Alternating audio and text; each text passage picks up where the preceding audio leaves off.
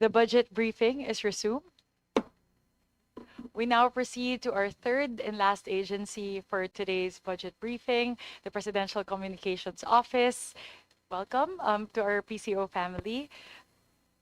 Committee Secretary, please acknowledge the resource persons and members present here this afternoon. Good evening to all. Thank you, Madam Chair. May we acknowledge our guest from the Presidential The budget briefing is Communications resumed. Office, headed by the Acting Secretary Dave Gomez, Under Secretary Gerald Barria for Content Production, Under Secretary for Administration and Finance, Attorney Ruth Abigail Sostoso, Under Secretary and Palace Press Officer, Attorney Clarissa Castro,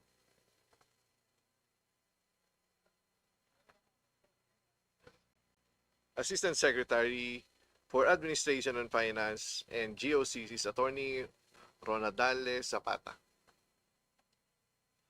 Assistant Secretary for Television and Radio, Jose Maria Villarama II, Assistant Secretary for Digital Media and Communications, Patricia Cale Martin, Assistant Secretary for Media Affairs and Relations, Rowena Otida,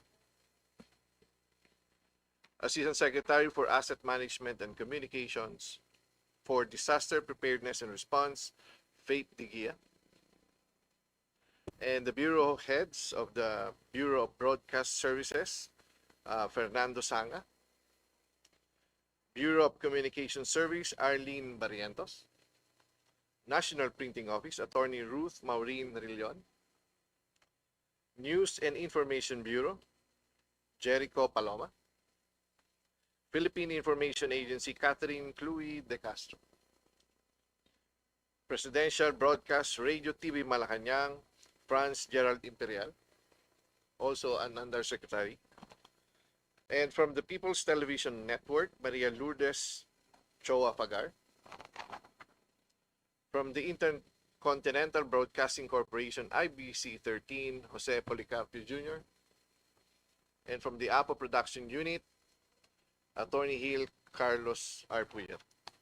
May we also acknowledge the presence of the following members: Deputy Minority Leader Antonio Tino, Deputy Majority Leader Maria Bernadette Escudero, Deputy Majority Leader Julian Jam Baronda, Deputy Minority Leader Jesus Manuel Bong Suntay, Vice Chairs Roger Mercado, Vice Chairs Alexandra Gonzalez, members Representative Antonio Roman III, Representative Paulo Henry Marcoleta, Representative Rene Luis Co, and Representative Terry Ridon. That's all, Madam Chair. Thank you very much, ComSec. Thank you so much to our esteemed colleagues and PCO family for being here despite the work suspension. Thank you for staying until, what time is it? It's 6:11 in the evening. So we've been working the whole day since 9:30. And thank you so much. I know the first two committees ran a little bit, the first two agencies ran a little bit long. So thank you so much for your patience and understanding. So not to like lengthen the whole wait, but I would like to quickly deliver like an opening remark. So honorable members of the Committee on Appropriations, distinguished colleagues, esteemed guests, ladies and gentlemen, good evening. I am pleased to welcome our newly appointed Secretary, Honorable Dave Gomez, and the entire Presidential Communications Office family to today's budget briefing for fiscal year 2026, where we will deliberate on the proposed 2.809 billion allocation for the PCO proper and its attached agencies and corporations. The PCO plays a central role in ensuring transparent, responsible, and credible communication between the government and the Filipino people, with a focus on combating fake news, addressing disinformation, and promoting media literacy on the key priorities under the President's 8-point socioeconomic agenda and the Philippine Development Plan from 2023 to 2028, pursuant to Executive Order Number 14, Series of 2023. In 2024, The PCO launched key initiatives against misinformation, including the Media and Information Literacy Campaign, the deployment of fact check officers in state media, and the adoption of the UK GCSI grid system for crisis communication. These lay the groundwork for a more informed public and fact based discourse. As Secretary Dave Gomez assumes leadership, this committee seeks assurance that he will sustain and build on these reforms. As we assess the FY 2026 budget of the PCO, the committee appreciates a presentation that will help its members understand how the previous budget was utilized and how the proposed allocation for 2026 supports the office in strengthening public trust, combating misinformation, and keeping the public well informed. Thank you. And before I recognize the Honorable Secretary Dave Gomez to deliver the presentation to the committee, I would first like to acknowledge the presence of the Vice Chairperson of the Committee on Appropriations, who will be sponsoring the budget of the Presidential Communications Office. I would like to recognize the Honorable Representative Alexandria Gonzalez.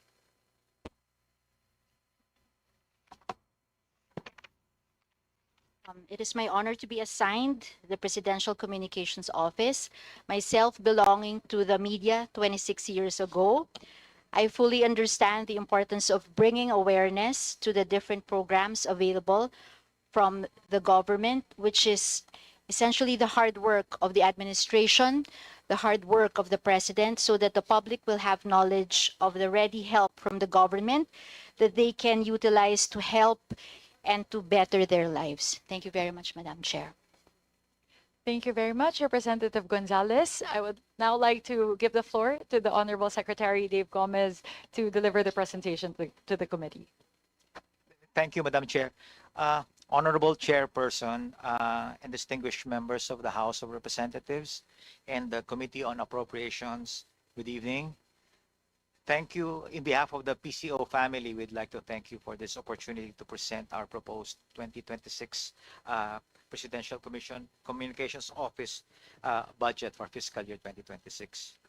Under the strengthened mandate of Executive Order number 16, series of 2023, the PCO continues to serve as the primary communications arm of the Executive Department and the Office of the President, ensuring that government programs, policies, and priorities are clearly communicated truthfully and effectively to the Filipino people. Madam Chair, the budget of the Presidential Communications Office and its attached agencies is a minuscule portion of the entire budget of the national government. It barely constitutes 0.04% of the total proposed budget for 2026. But the PCO faces an enormous task, the task of keeping 116 million Filipinos accurately, properly, and constantly informed, not only of what the government is doing for them, but of the numerous issues affecting their lives, their livelihood, their community, their security and well-being, and their freedoms. As I said when I assumed office only last July, a healthy democracy depends on an informed public. Access to information is a cornerstone of accountability and public trust. As acting secretary of the PCO, it is my policy to promote government transparency, safeguard press freedom, and defend every citizen's right to free speech and information. As such, you can expect the PCO to focus on what I call my 3 Ps minus 1, policies, programs of the President minus the politics. We will make sure that the policies and programs of the government are made known, understood, and appreciated by the Filipino people, so that the entire government can earn and keep their trust and confidence. Let me assure the committee that in spending the people's money, PCO will not count every peso, but we will make every peso count. Thank you, Madam Chair, and with your permission, we are ready to present our budget. Go ahead, please, Secretary Gomez. Thank you, Madam Chair. So for today's presentation, we will begin with the proposed budget under the National Expenditure Program, which will lay down the financial requirements of the PCO for the upcoming fiscal year. After this, we will present the accomplishments of the PCO to ensure and demonstrate to the committee that the budget entrusted to the office has been and continues to be utilized properly, responsibly, and effectively. Following that, we will proceed to the mandate, strategic directions, and program of the PCO for fiscal year 2026. This section will highlight our major programs that support the Marcos administration's governance agenda and further strengthen our role as the primary communications arm of the Office of the President and the Executive Branch. We will then present the organizational structure of the PCO, the summary of our personnel complement. This is to emphasize that behind the programs and policies are the dedicated men and women of the office, the manpower who are tasked with carrying the PCO's mandate and delivering on its commitment. Ultimately, the budget we are presenting today is not just about figures, it's about enabling us to fulfill our mandate more effectively, ensuring responsible stewardship of public funds, and advancing our shared goal, an informed and empowered citizenry. Next slide, please. We ensure that the proposed budget to be presented here today will be consistent with the figures stated in the 2026 National Expenditure Program submitted by the President and the DBM to Congress last April 13, and that all programs, activities, and projects of the PCO are aligned with the priorities of the administration as embodied in the President's 8-point socioeconomic agenda, updated Philippine Development Plan, and the Budget Priority Framework for 2026. Next slide, please. All in all, the proposed budget of the PCO under fiscal year 2026 NEP, including financial subsidies of our attached government-owned and controlled corporations, amount to 2.808 billion pesos. This proposed budget is designed to strengthen the government's communications capacity at a time when clear, consistent, and transparent messaging is critical to sustain public trust and encouraging active citizen participation. It also supports the expanded functions of the PCO pursuant to Executive Orders number 2 and 11 series of 2022 and Executive Order number 16 series of 2023. In particular, the budget will enable us to ensure comprehensive media coverage of the presidential engagements, advance the citizens' right to access relevant government information, and leverage digital and emerging media platforms and institutionalize modern communications channels and feedback mechanisms. Next slide, please. The PCO's proposed budget for fiscal year 2026 represents only 0.041% of the National Expenditure Program, less than a fraction of 1% of the entire national budget. In fact, it is the lowest allocation among all department-level entities of government. Yet despite this very modest share, the expectations placed upon us, the PCO, are broad and significant to inform, to engage, and to sustain government's vital communications link with the Filipino people. This stark imbalance between the magnitude of our mandate and the limited resources at our disposal underscores the extraordinary efficiency, innovation, and creativity required of the PCO to carry out its mission effectively.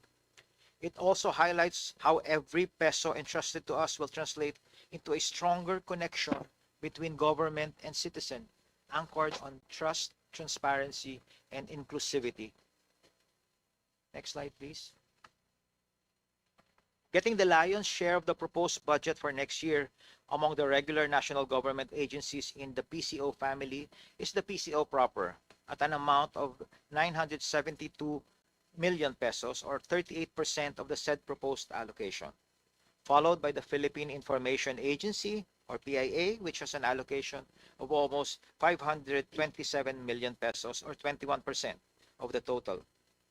This is followed by the Presidential Broadcast Service, Bureau of Broadcast Services, getting the third largest portion with 512 million pesos or 20%. The said agencies have the top three biggest allocations in the PCO family because of the nature of their operations and projects. PCO proper implements the core and major communication strategies of the palace and the executive branch, while the BBS operates various government radio stations nationwide. On the other hand, the PIA is in charge of the developmental communications at the grassroots level. Hence, they maintain regional and provincial offices to perform those functions. The Radio TV Malacanang or RTVM will get 254 million pesos or 10%, followed by the News and Information Bureau and the Bureau of Communications Services with proposed budgets of 163 million or 6% and 99 million pesos or 4% respectively. Lastly, the National Printing Office has a proposed share of about 1% only, as the amount is intended for the 1-month personal services requirement of their plantilla personnel, which can only be used in case its operating budget that is funded by its own revenue will not suffice to cover the same by the end of the year. Next slide, please. For government-owned and controlled corporations attached to the PCO, People's Television Network Incorporated, or more popularly known as PTV4, was allocated a subsidy in the amount of 136 million pesos, which will be utilized for its modernization program. On the other hand, IBC 13 has a proposed allocation of 122 million pesos for financial assistance and subsidy under the 2026 NEP. While the two government-owned and controlled corporations have been allocated government subsidies under fiscal year 2026 NEP, this will not be sufficient to fully cover their operational and developmental requirements. To sustain their day-to-day operations, pursue digitalization and modernization initiatives, and address the necessary improvements in their building and facilities, they will require additional subsidy, unfortunately, or an additional budget that if the committee will permit, we may propose later. This supplemental funding will ensure that the GOCCs are able to maintain efficient service delivery, upgrade their systems and infrastructure to meet evolving demands, and align with the government's push for innovation and institutional strengthening. Lastly, the APO Production Unit Incorporated operates solely using its corporate earnings and does not receive any subsidy from the government. Moving now to the PCO proper budget. The total proposed budget under the NEP amounts to 972 million pesos. As to the various budget dimensions of the said amount, the succeeding slides will show the breakdown of this proposed allocation. As shown in this table, the PCO budget for fiscal year 2024, if you'll permit me to go back 2 years ago, under the GA amounted to 948 million, while for fiscal year 2025, it was actually reduced, Madam Chair, to just 713 million. For fiscal year 2026, the proposed budget under the NEP is 972 million pesos.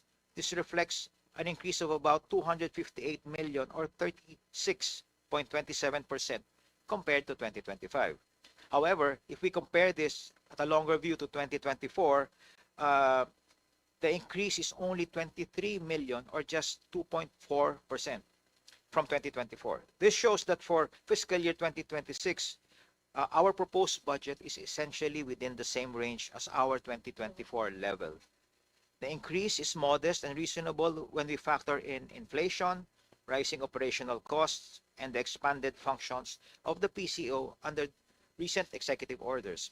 In other words, the adjustments does not represent a significant expansion, but rather a catch-up to sustain our mandate effectively.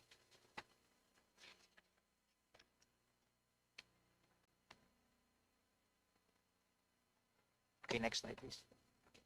Breaking down the fiscal year 2026 proposed budget by allotment class, we see the personal service as a slight decrease of 3.16 million pesos or 1.43% compared to 2025.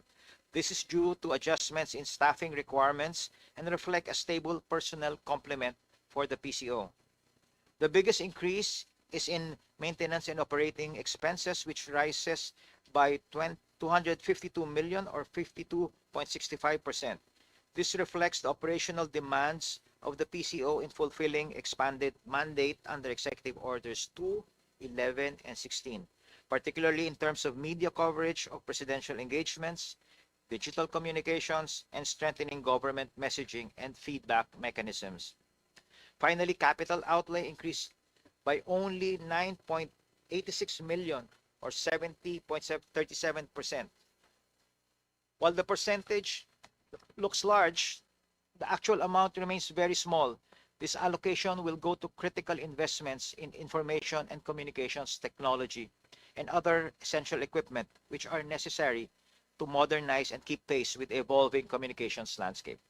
Overall, this breakdown shows that the PCO's proposed budget remains lean and focused, with the bulk of the increase directed towards enabling us to carry our operational requirements more effectively. Next slide. Allotment by class of this total, 3/4 or 75% is allocated to MOOE, reflecting the operational requirements of the agency in carrying out its wide-ranging mandate. Personal services accounts for 22%, providing for the men and women of the office who perform not only communications functions but also administrative, technical, and support services essential to our operations. Meanwhile, only 3% of our proposed budget under the NEP is earmarked for capital outlay,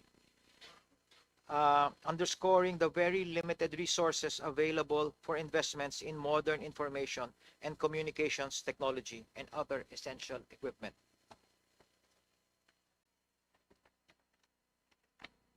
For personnel services, the proposed allocation of 217 million, 27% of which of the approved budget under the NEP.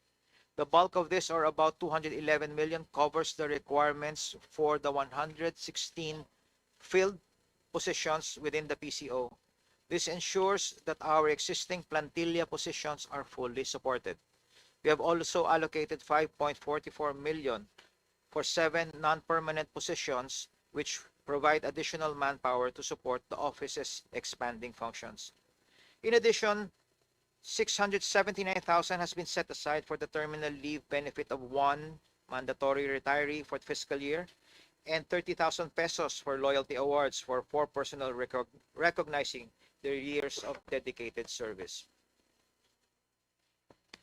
The proposed budget for MOOE of 730 million pesos pertains to number 1, operating requirements for formulation, coordination, and implementation of integrated public information plans and programs, our core operations under the Presidential Communications Program, which is 625 million pesos. And number 2, operating requirements for general administration and support services, which is 104 million pesos. For capital outlay, the PCO has proposed an allocation of 23 million pesos, which is only 3% of our approved budget under the NEP. This amount is intended primarily for our ICT requirements in line with the updated Information Systems Strategic Plan, ISSP, as well as for essential office equipment outlay. The allocation is modest, but it is critical. Investment in modern ICT systems and office equipment will allow the PCO to keep pace with today's fast-evolving communications environment, ensuring that our platforms remain efficient, secure, and responsive to the needs of both government and the public. Now I move on to our accomplishments. We wish to emphasize that the PCO has been consistently achieving its targets. The PCO proper's Congress-approved performance indicators, targets, and budget allocation under the GAA are shown on the succeeding slides. These targets are achieved through the synergy and collaboration of various operating offices and units of the PCO proper.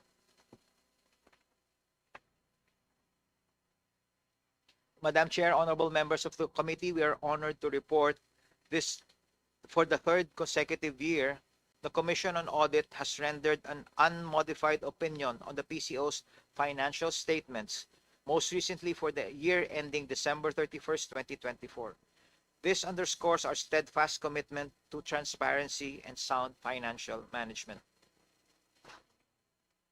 Furthermore, we are also honored to report that for fiscal year 2024 Agency Performance Review or the Budget ng Bayan Monitor, recently released by the DBM, the PCO attained an average score of 4.76 with a rating of very satisfactory based on both its financial and physical performance.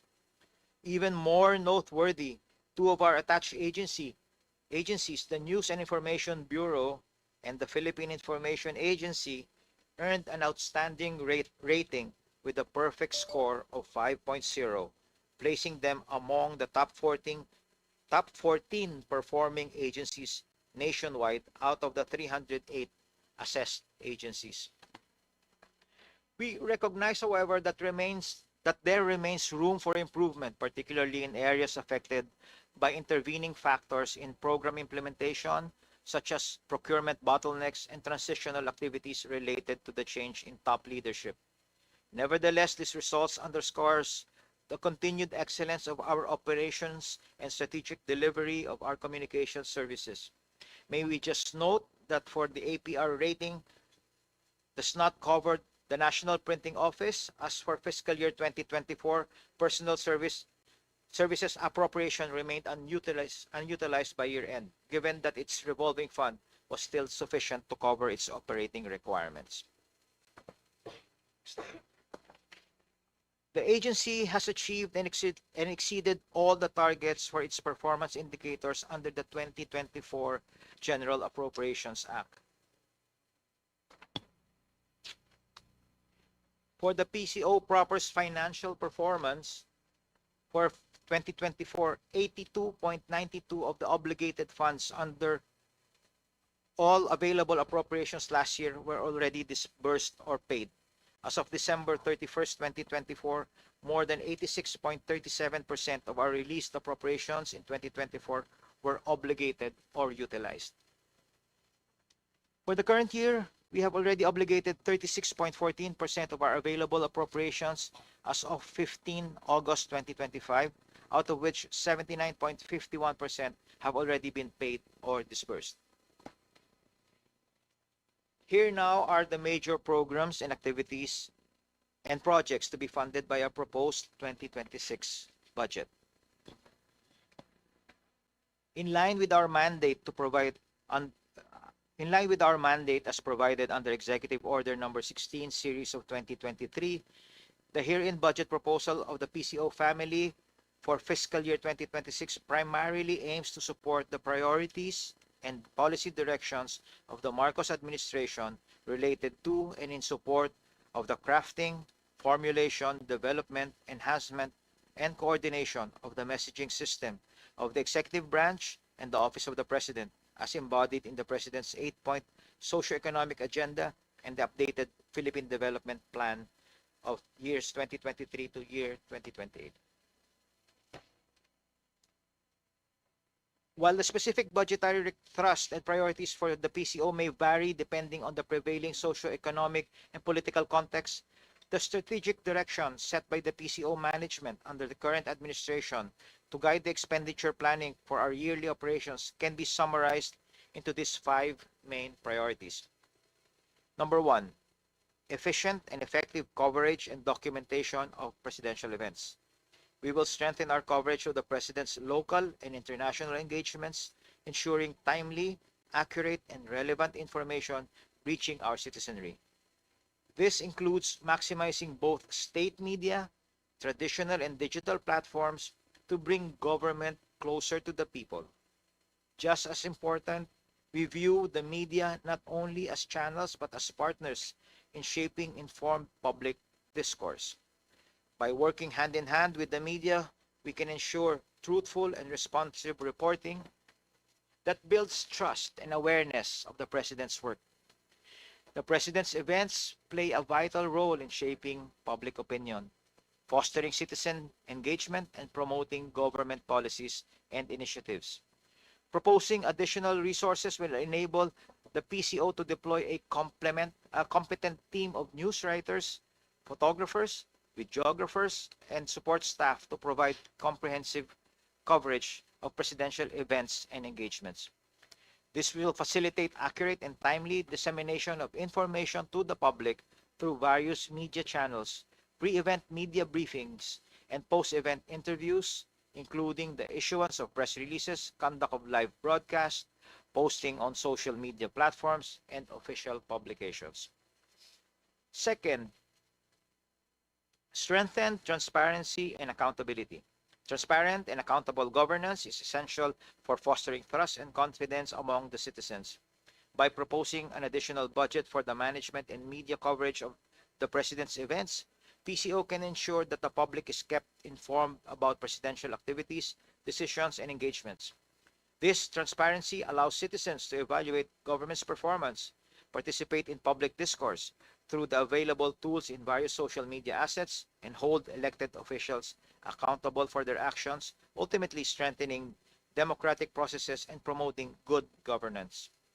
PCO's PAPs, such as campus caravans, where the media and information literacy program is promoted, are good examples of these efforts.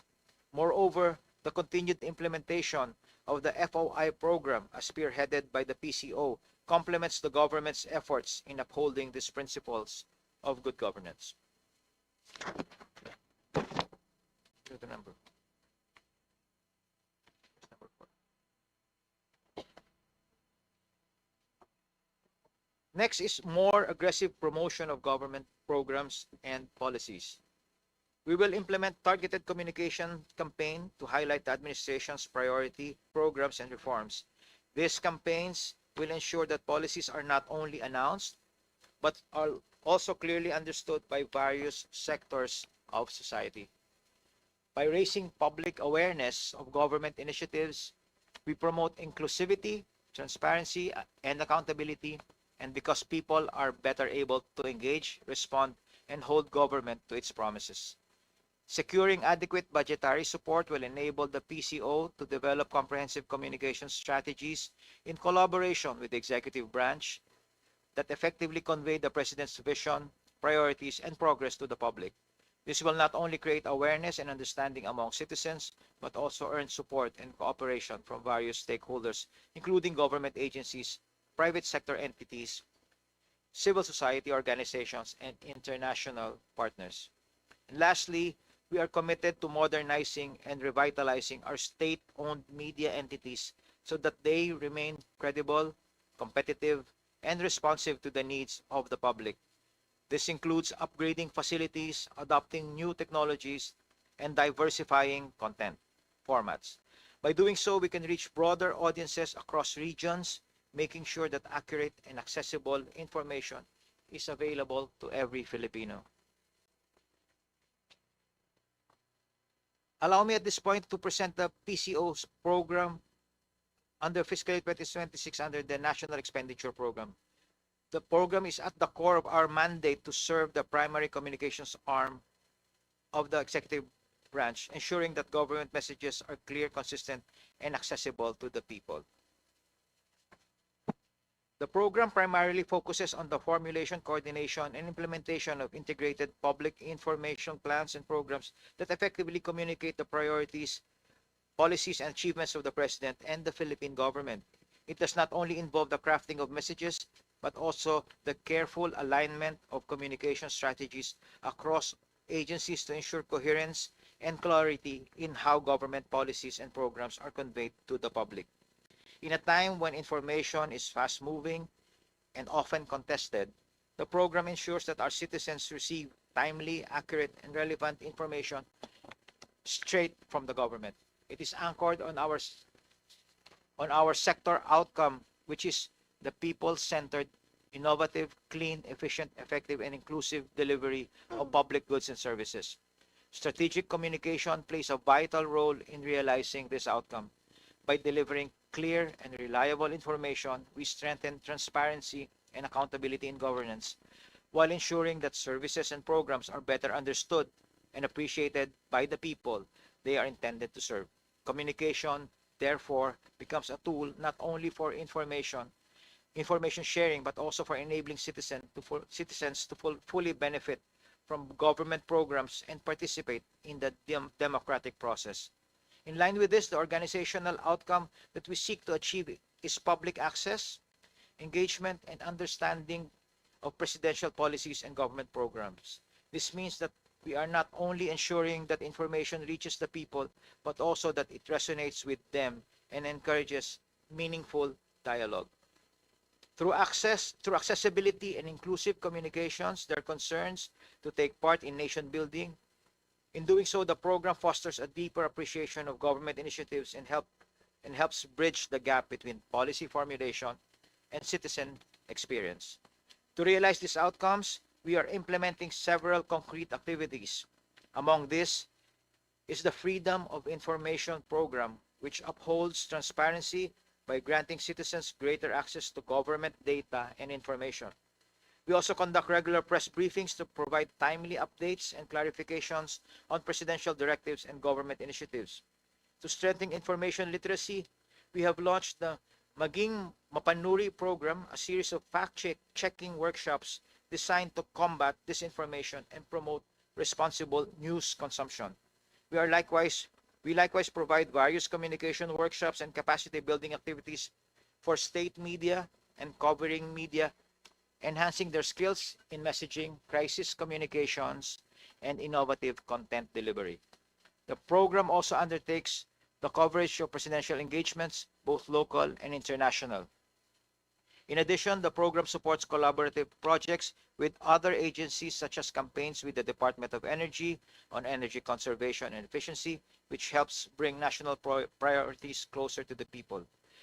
These interagency efforts demonstrate our commitment to a whole-of-government approach to communication, ensuring that important programs in energy, health, education, agriculture, social protection, and other key sectors are clearly communicated and well understood by the public. Ultimately, the Presidential Communications Program positions communications as a bridge between the government and the people, a bridge built on trust, transparency, and accountability. It ensures that the President's policy and administration's development agenda are not only heard, but also understood, embraced, and supported by the citizenry. At this point, Madam Chair, with your permission, we'd like to conclude our presentation. But if the honorable members of the committee have any questions for the attached agencies, the heads of our attached agencies are here to clarify or answer your questions. So I will not proceed anymore to the budget of the attached agencies. Thank you very much, Madam Chair. Thank you very much, Secretary Gomez. I'm not sure if I missed it during the presentation, but was the budget utilization rate discussed? Yes, ma'am. Okay. Was 30. If you may please present to to that. us the BUR for 2024 and 2025 thus far. Okay. Second section.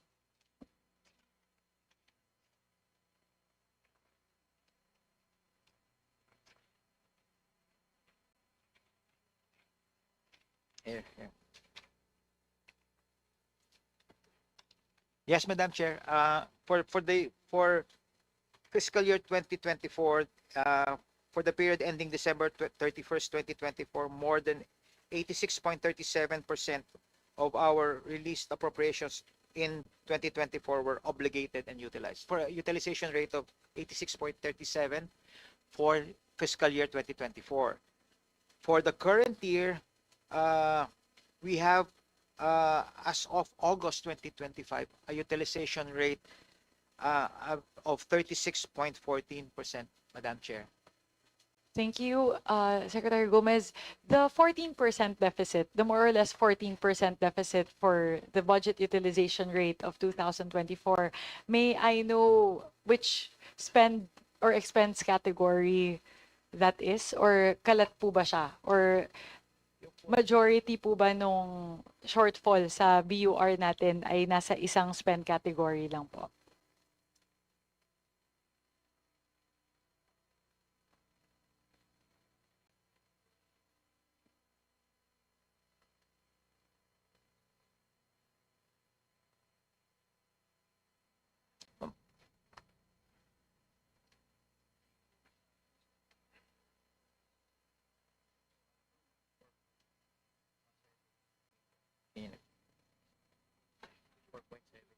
Percentage.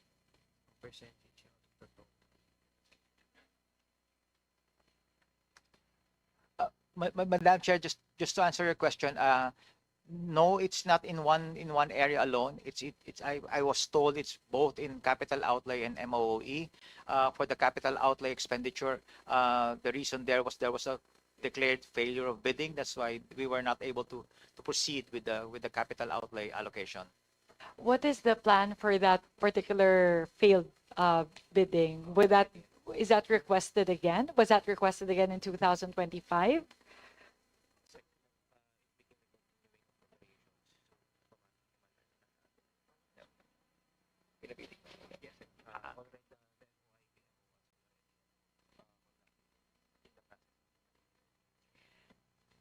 Madam Chair, I was told that the budget was proposed again for the following year, and the failed bidding, they launched another bidding. It's now in the process of finalizing the bids, right? Yeah. So essentially po yung the amount that was unutilized for year Were required- 2024 is expected to be utilized in This year. 2025. Yes, ma'am. Okay. Yun lang po siguro because again, VUR is an important metric for us on the part of the Committee on Appropriations to determine budget levels for the following year. So I just wanted to probe a little bit on that. Thank you. Thank you very much. Madam Chair, if you can just permit me to provide a little context on the quite low utilization rate. Part of it is really because of the turnover, the transition of 3 secretaries in 1 year.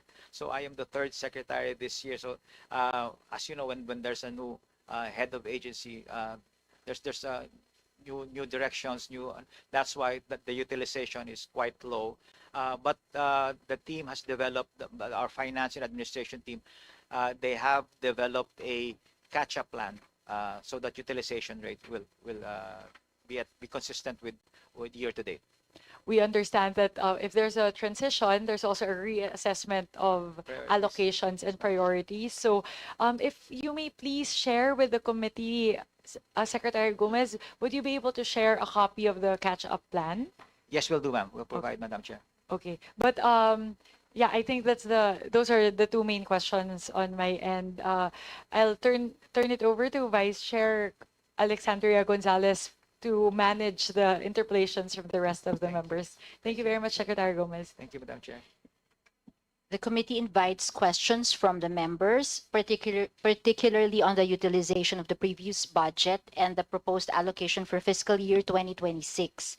Secretary Dave Gomez and his team are requested to provide the necessary clarifications and to respond directly to the issues at hand to ensure that this committee and the public following this proceeding are fully informed of the anticipated impact of the proposed budget of the PCO. May I remind our distinguished colleagues that each member is allotted 5 minutes for questioning or interpellation, excluding the responses of the resource persons. When you hear the first bell, it indicates that you have 30 seconds left to conclude your questions. The second bell signifies the lapse of your allotted time. In accordance with the long-standing and respected tradition of the House of Representatives to accord preferential treatment to the minority members, followed by the independent and majority members in an alternating manner, the chair now recognizes from the minority, Honorable Paulo Henry Marcoleta from Sagip Party List.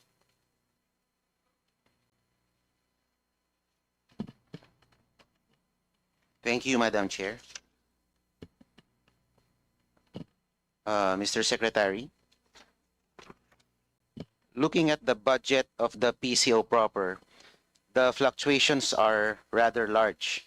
From 493 million in 2023, it reached nearly 90% to 933 million in 2024, only to be cut to 695 million in 2025. And now, the PCO is requesting a 954 million budget for 2026.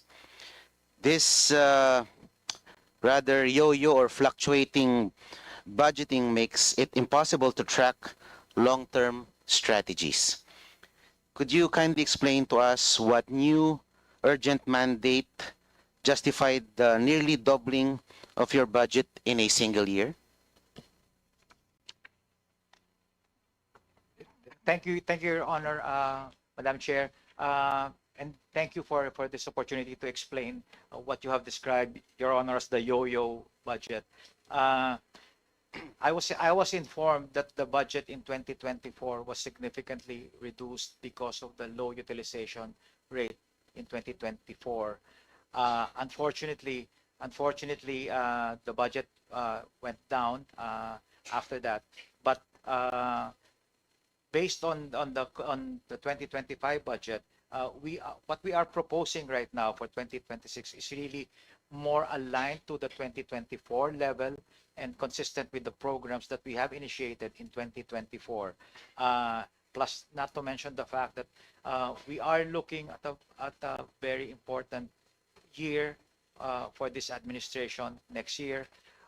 We are facing we are about to host the ASEAN next year, and this will require a lot of communications support from our agency and our attached agencies, and just restoring it to about the level of 2024 will enable us to cope with the responsibilities and the tasks ahead of us in 2026. Just a follow-up question. The bulk of the increase was in PCO's maintenance and other operating expenses, which grew to 689 million. Meanwhile, PCO's 2026 performance targets for 2026, such as disseminating 3,350 new news releases, are identical to PCO's 2024 targets, despite requesting an even higher operations budget. How can PCO justify a higher budget when PCO's own targets remain stagnant? Is the PCO simply asking for more money to do the same amount of work? Thank you, Your Honor. Again, thank you for allowing us to clarify that point. We are already we've made representations already with the DBM to revise this target to accurately reflect the levels as stated in the MOE. So we are now in the process of revising those targets, increasing those targets, and coming to an agreement with the DBM on this one. Thank you for that answer. My last question. Nakalagay po sa mandato ng PCO na ang Presidential Communications Office ang magsisilbing primary communications arm ng gobyerno. At isa sa mga pangunahing trabaho ninyo ay ilathala ang mga magagandang achievements ng ating pamahalaan. While looking at your Facebook account, wala akong masyadong makita na notable achievements sa PCO Facebook page. Ang nakikita ko lang recently, yung mga inspection ng ating Pangulo sa mga faulty flood control projects. I don't know if it's that an achievement in itself. Nakita ko rin yung libreng sakay program. I think that's quite an achievement. Pero wala akong makitang malakihan o noteworthy or notable flagship project ng ating sa ngayon. Wala akong makita. And meron din kasi akong kakilala sa PCSO. Hindi naman ganun kakilala pero nakakapagkwento rin siya. Sabi niya, we hire reactors Ang trabaho ng reactors, 100 or 200 or so reactors, ang trabaho po nila ay magbigay ng positive reaction sa mga post ninyo, magbigay ng positibong comment sa mga posts. Yun po ang trabaho. Aside from maintaining around 76 vloggers. Is that correct? Your Honor, if I may clarify, you mentioned PCSO or PCO? PCO, I'm sorry. PCO. Meron daw kayong maintain na 200 reactors and 76 or so vloggers. To that point, Your Honor, we don't maintain reactors and bloggers. We have organic supporters of the president who comments on our posts, but we don't retain any of those bloggers or reactors, as you may put it. Those are organic, real people commenting on our posts, commending the activities, the programs of the president, and they are by no means employed by us. Taliwas po ang aking impormasyon na natanggap. Ito po ay binabayaran itong mga reactors natin ng 7,000 a month para magbigay ng magandang komento at magbigay ng magandang react, siguro heart or like, para po maganda ang traction ng ating mga posts. Kung sa tingin niyo po, Mr. Secretary, ito po ay organic, bakit po natin sila kailangan bayaran? Hindi po ba? Meron pa silang allowance sa load, bukod po sa kanilang sweldo. Opo, with all due respect, Your Honor, hindi po namin sila binabayaran, and we can check that in the line item po of our budget. Wala po kaming binabayaran na gano'n. As I said, and I will reiterate, these are organic, real people who supports the president and comments positively on the activities and programs of the president on our official channels, official platforms in social media. So wala po yun sa line item ng budget namin, Your Honor.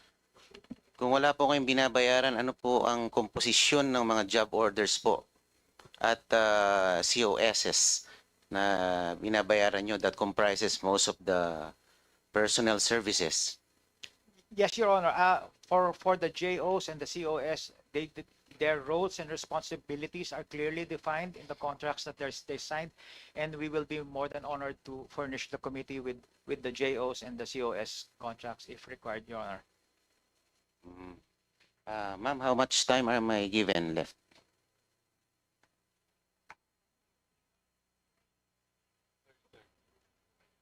Opo.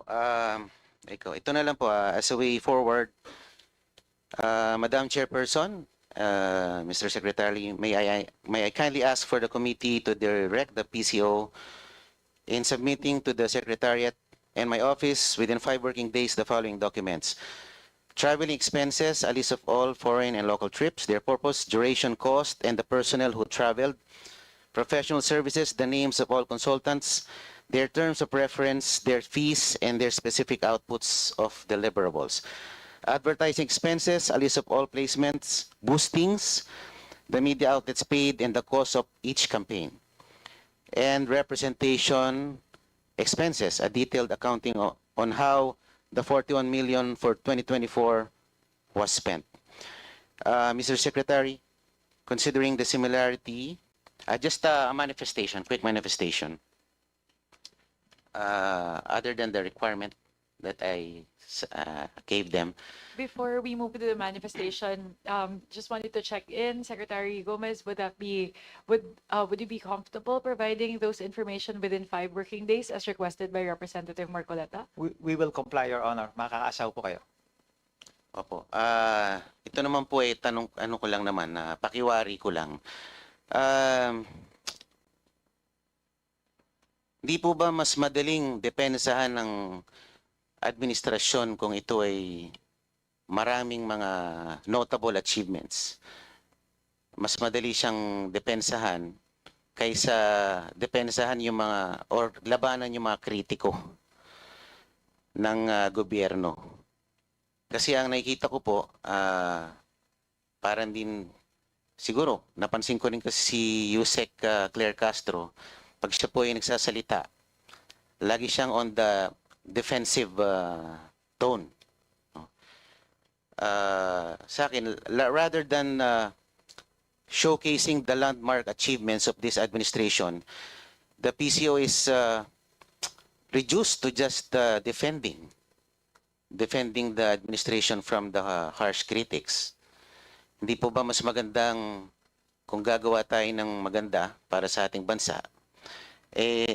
Tulad ng sinabi nyo, Secretary Dave, mas magiging organic ang mga taong dedepensa sa ating Pangulo at sa ating pamahalaan kung gagalingan natin ang ating pagganap ng ating tungkulin sa ating gobyerno. So, sana naman po bukas o mamaya wala akong matanggap na PCO-sponsored attack.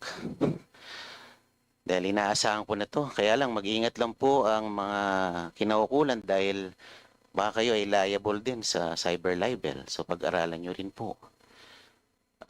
Yun lamang po. Sana mag-focus po kayo sa paglalahad ng mga notable achievements ng ating administrasyon rather than resulting to or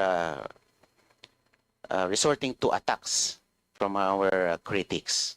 Mas maganda yun na taong bayan na mismo ang dumedepensa sa ating Pangulo. Yung lamang po. Maraming salamat.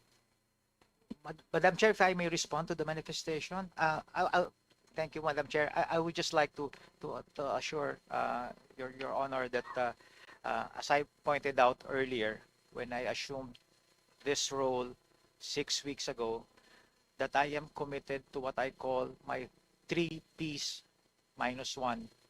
I am here to communicate and socialize only the programs and policies of the President minus the politics.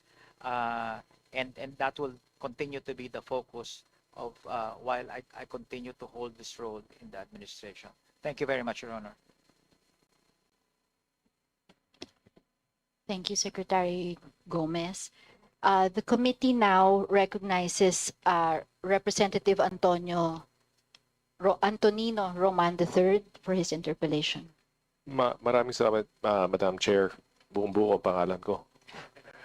Tony na lang, Tony Roman. Just to put things in context, the context for my next line of questions to the Secretary. We are living in an era where disinformation spreads faster than verified facts. Under this context, information is both a critical currency of power and a public good.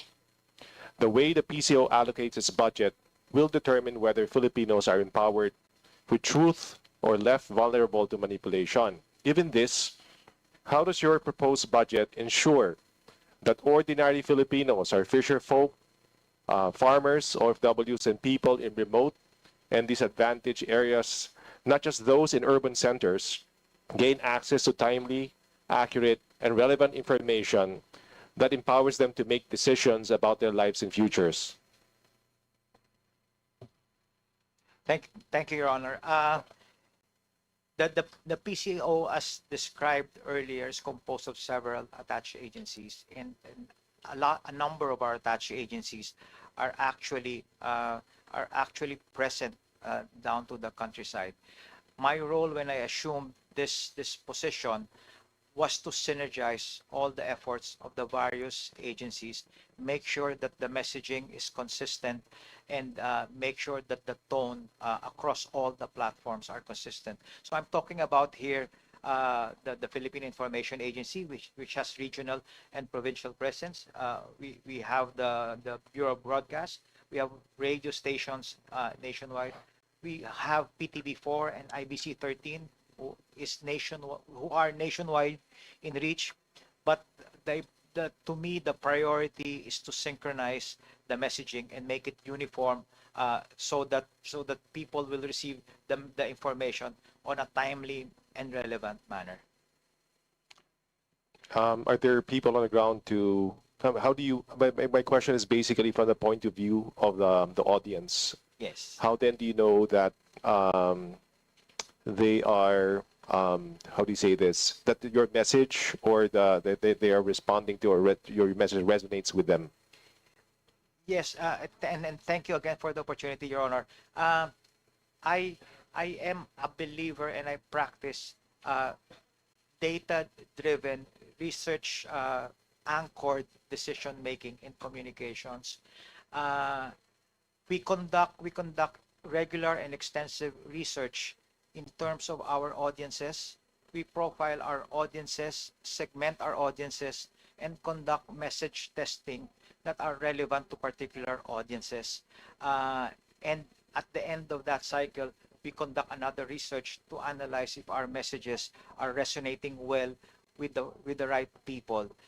We may have a nationwide messaging narrative, but we also go granular. We look at particular regions and provinces. Ano po yung kanilang concern, ano yung gusto nilang marinig sa pamahalaan, ano yung kanilang hinaing at paano magre-responde ang ating pamahalaan. And we try to cater our messages on what the government is actually doing for that particular region and province, while not losing track of our overarching national narrative for the president. And the research that you do to confirm that or verify that incurs cost. We have research team in our attached agencies, the PIA, in-house. We have an in-house research. We do regular nationwide polling. We do focus group discussions, and we do even digital quick polling. How much of your budget is spent for that initiative? Just general. Can I refer you to the PIA? The research budget for the PIA?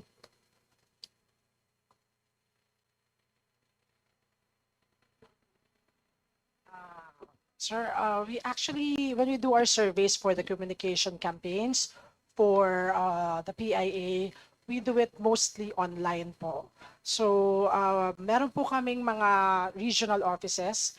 We are located in all the 16 regions except for BARM. Pretty soon will be 17 regional offices na po dahil na po sa NIR. And then we have 78 provincial centers po. So when it comes to communication research, sa amin po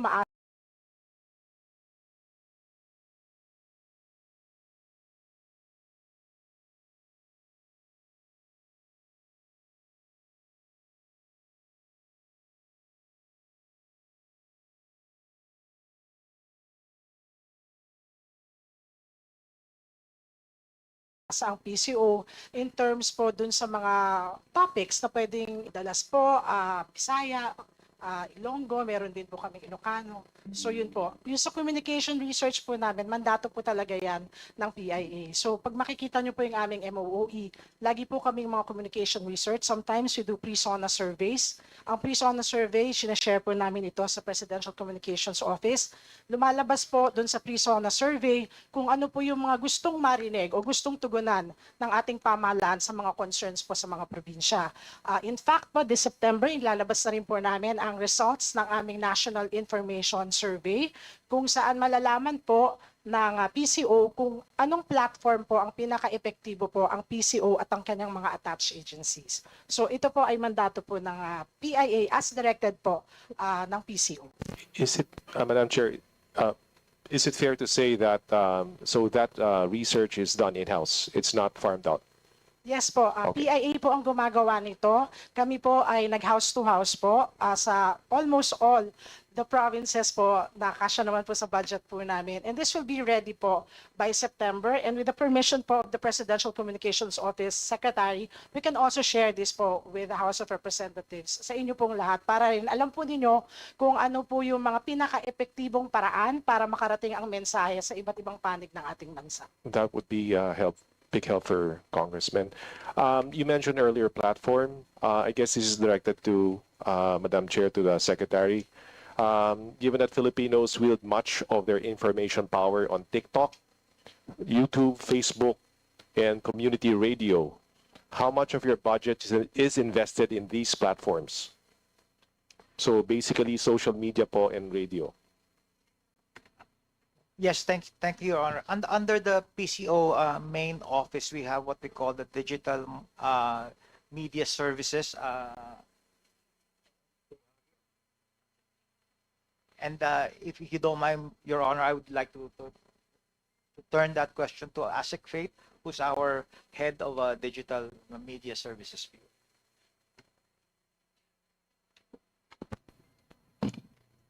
Good evening po.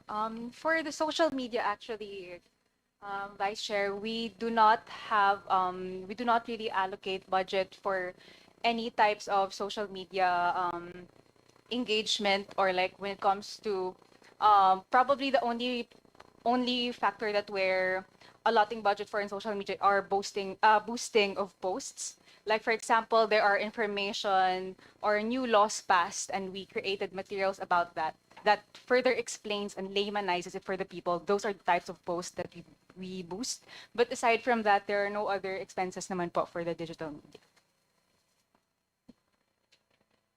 And for community radio, yeah, how much of the budget is allocated for radio?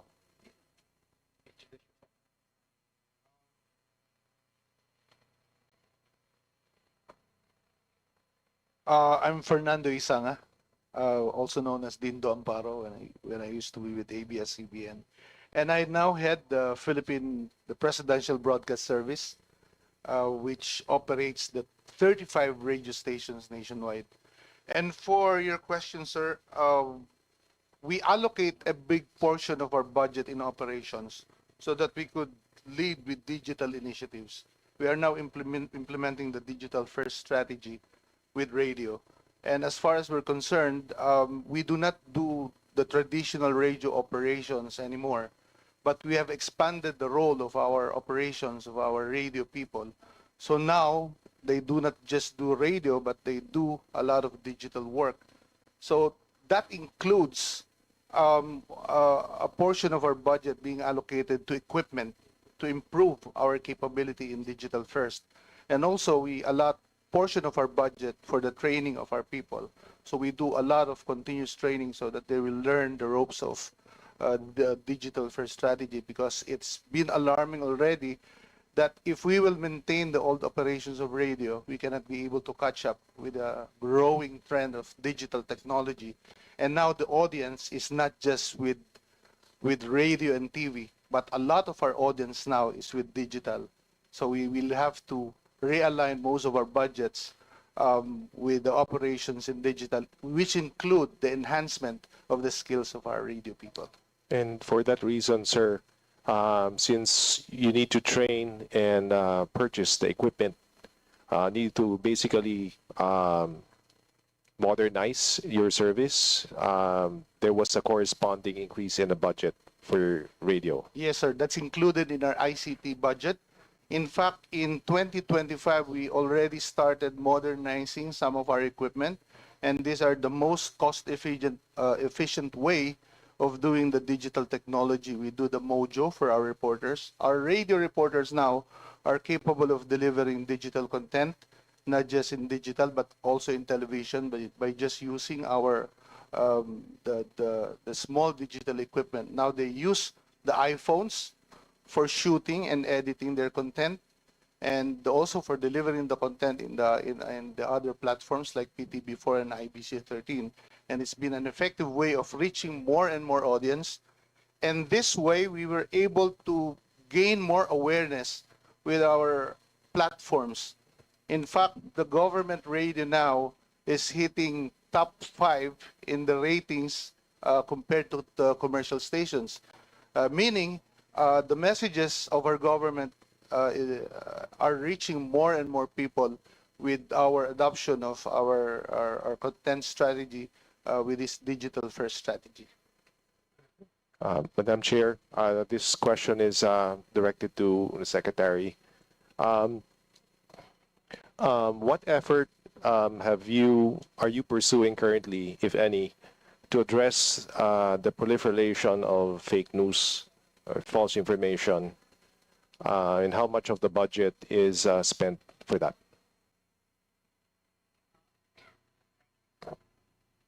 Thank you, Your Honor. Yes, we do a significant amount of work in terms of combating fake news and misinformation, from the digital front to coordination with other government agencies for takedown of these fake news sites, no, and we continue to do information campaign against fighting fake news. Now, in terms of the amount allocated for that, I would say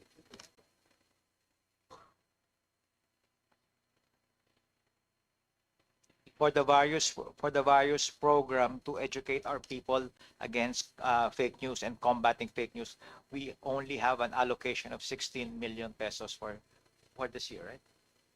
For this year, and It doesn't seem a lot.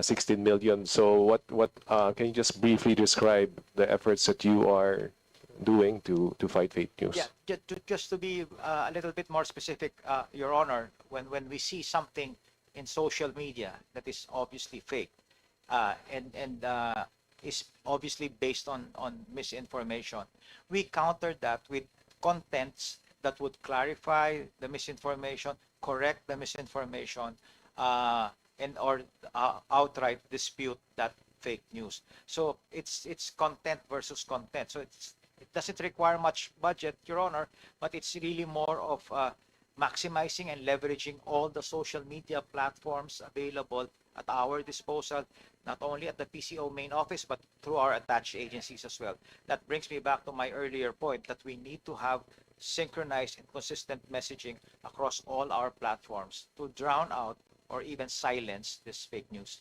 Thank you, Secretary Gomez. Madam Chair, I have questions for IBC,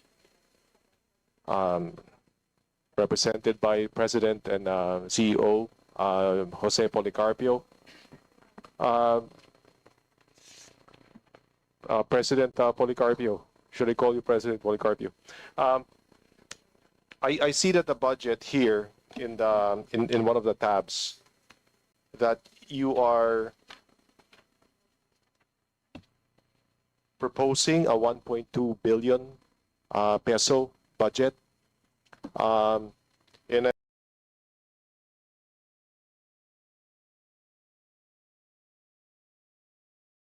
looking at the expenses here, a lot of it is really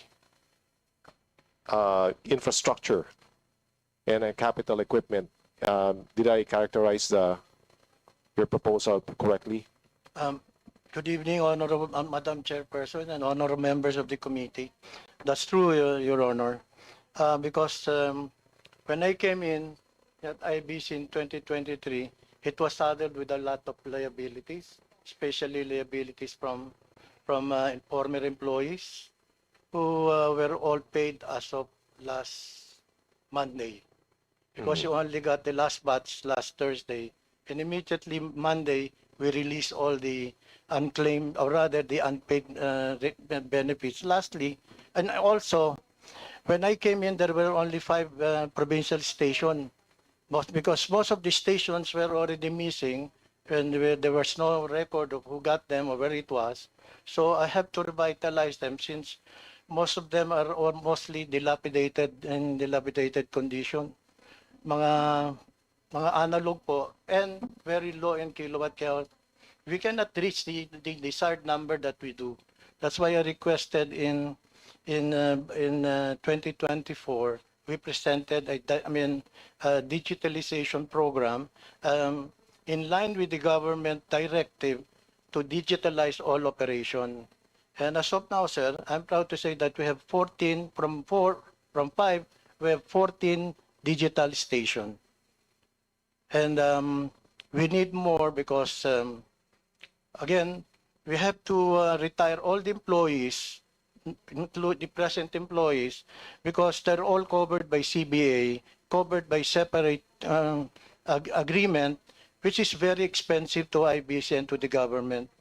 To do so, we are saving 89 million a year. So that's the reason why we opted to retire all and reapply. That way, we will not be saddled with so many benefits, because the previous owner, the salaries were low, but the privileges, or rather the benefits, were rather high, including supply of one sack of sugar, 1 sack of rice every month, things like those. And furthermore, most of the employees have not been paid the corresponding increases in the national wage. That's why we have to trace back and update them. Marami pa akong mga kaso pending. From I came in, we had around 65 cases. And we were able, and before me, they were all losing cases. That's why I have to get new lawyers in order to fight them because most of the labor cases are being lost by Channel 13. Pero ngayon ho, 6 na lang yung natitirang kaso. You mentioned previous owner. Who was a previous owner? I'm sorry, sir. Previous owner was Benedicto, but the Oh. previous administration, Okay. they were not paid. From Okay. the time, like for example, from 1998, they have not been paid the retirements, their benefits. It was only to the kind support of Congress, Senate, and the Office of the President in 2024 nabayaran ho natin yung 164 ng kanilang retirement. Pero only last Monday, nabayaran ko naman yung benefits, accompanying benefits like sick leave, vacation leave, medical assistance, things like this. Marami ho yun eh. Pero nabayaran ko no last Monday. Thank you for the answer. Na yung personal services po na reflected dito in an amount of 128 million, would part of that or part of it be spent basically to retire? No, sir, that's a personnel?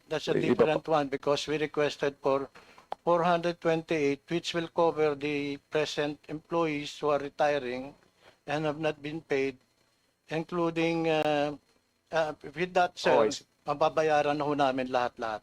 Yun po yung tinatawag dito yung cost of reorganization. That's right, sir. Okay, thank you po.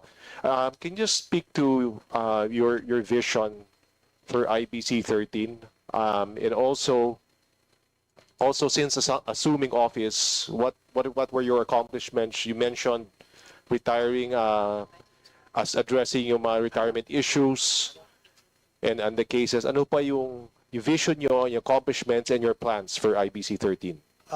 Your Honor, members, Madam Chairperson and members of the committee, I beg for your indulgence. Please allow me to make an audiovisual presentation to have a better appreciation of what was IBC, what is IBC now, what have been done, and what we intend to do. With your permission, Madam Chairperson, and ABP, Your Honor.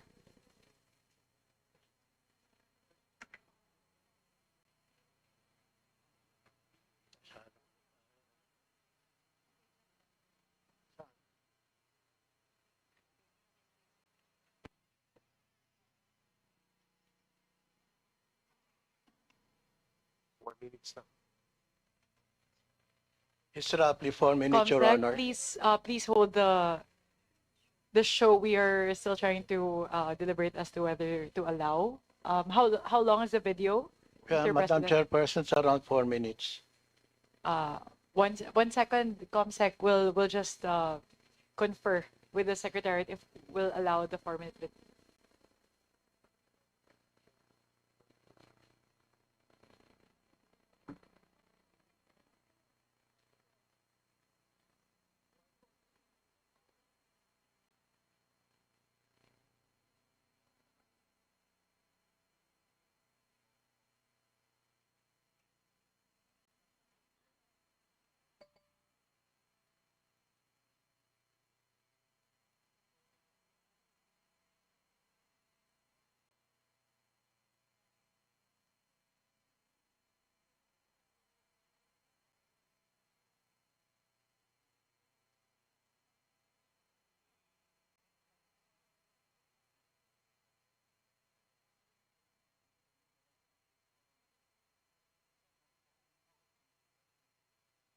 Yes, apo, kasi, sorry po, Mr. President, usually po kasi we give the floor to the agency at the start of it. So this is actually like a different presentation.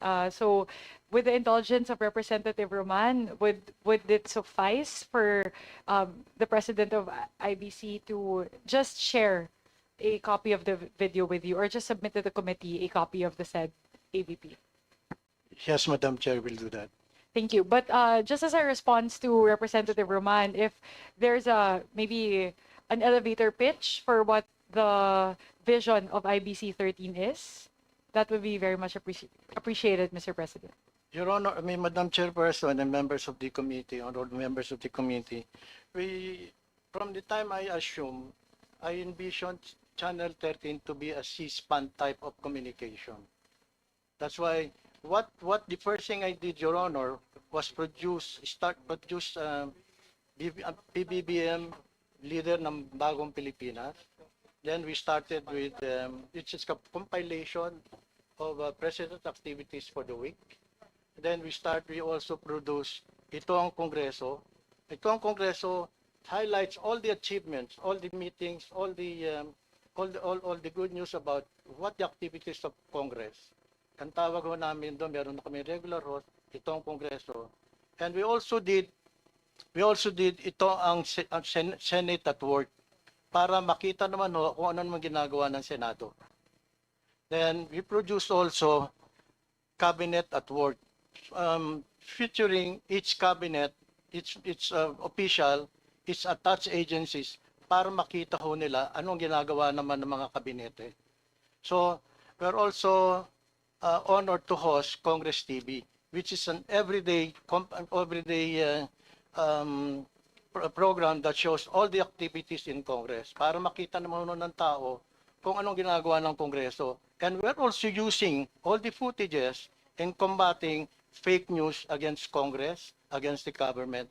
Because kung meron silang pinipedal na fake news, kumuha kami ng clipping, yun ang sinasagot namin para fake news versus true facts.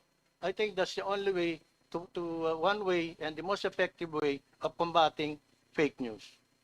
So we intend to continue that. We'll be very active on that issue, and with the additional new station that will be put up, we'll be covering roughly 90% of the archipelago, and most of them we will cover all the rural areas already by 2026 with around 18 network, 18 provincial stations. Representative Roman, would that suffice as a response? In view of the video. The Congress TV, Your Honor, covers all congressmen, members of Congress. Hindi ko pinipili, hindi ko kami namimili. Pinakikita ho namin ang ginagawa ng bawat congressman sa mga hearing, sa mga investigation, pati ho sa out of town. We are equipped to do that. Thank you for the response, and we look forward, the committee looks forward to receiving a copy of the video presentation earlier. Thank Yes, you, sir. thank you, Madam Chair. Thank you, Honorable Roman. Thank you, Mr. Policarpio. We now recognize the Deputy Minority Leader, Honorable Antonio L. Tino. Thank you, Madam Chair. Madam Chair, kanina na-mention yung 2024, ganitong level, 2025 bumaba because of low utilization, tapos medyo bumabalik sa for the 2026 proposed budget. Bumabalik pero may napansin tayo na may iba yung pinaglagyan ng paglaki, no? In particular, we note that in your MOE, PS and MOE, no? Una muna dun sa PS. We note na in the 2024 and 2025 budget, 6 non-permanent positions item. So yan yung mga casual, contractual, etc. 2024, 661,000 pesos ang budget. 2025, 624,000 ang budget. That's for the whole PCO. Sa inyong proposed 2026, magiging 5.447 million. Okay. Also for professional services, from 43.5 million, magiging 73.8 million. Okay, so ito naman yung, pag professional services, ito na ba yung job orders and contract of service? Tama po? Is that correct? So the question is, can you explain the 772% increase in your proposal for non-permanent positions And almost 70% increase for job order and contract of service. Sino-sino yan, ilan yan, etc. Para ano? What is the justification? Ano ang gagawin nila? Opo, maraming salamat po, Your Honor.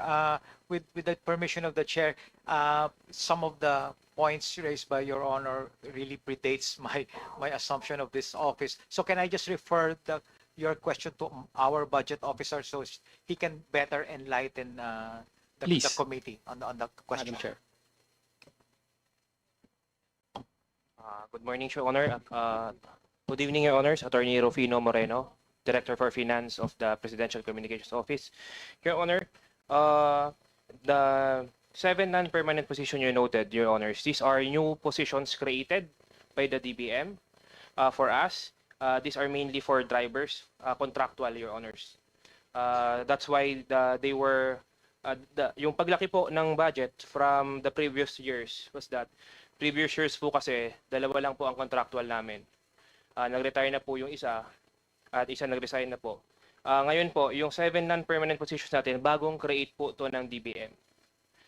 Ito po ay mga drivers natin, Your Honors. Okay.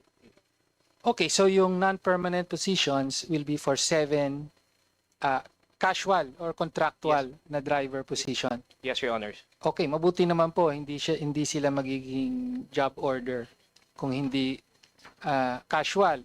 Ibig sabihin nun meron silang employer-employee relationship kahit hindi sila permanente. Tama po. Yes, Your Honor. Okay, thank you for enlightening us on that. How about professional services? For professional services, Your Honor, we note, Your Honor, that medyo mataas nga ho ang aming contract of service.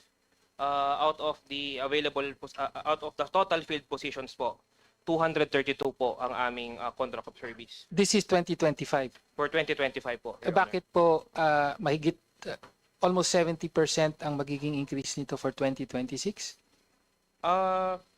Your Honor, for 2026,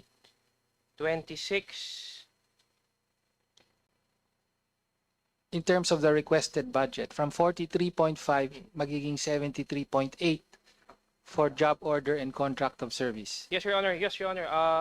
Because of the ASEAN, Your Honor, we will be needing more manpower, Your Honors, for the ASEAN, hosting of the ASEAN, Your Honor.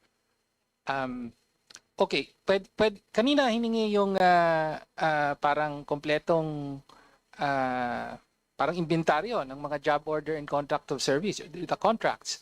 But that's for the current year. Ako hingin ko na yung for the proposed kasi lalaki po. Yes, Your Honor. Okay. We can submit, Your Honor, the proposed. Okay, so ang manpower sinasabi nyo complement. para sa ASEAN ito. Yes, Your Honor. At ang trabaho po nila ay mga, yung tinatanong kanina, mga vlogger ba yan? Mga YouTuber? Hindi po, Your Honor. Hindi po. Iba-iba po, Your Honor. May mga writers po tayo, Ayun. mga graphic artists, videographers, photographers. Okay. Iba-iba po, Your Honor. But we can submit po, Your Sige Honor. po. Thank you. Ngayon, ang mas malaking pag inilaki ng inyong budget for this year, one, traveling expenses. Again, almost 70% increase from 66.5 million magiging 112.9 million. Ano po ang paliwanag?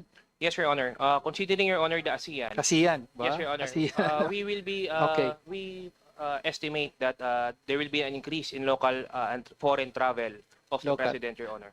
And since Of the sumasama- President. Yes, Your Honor. Ibig sabihin, dahil kasama kayo. Yes po, sumasama sige. po ang PCO, Your Okay. Honor.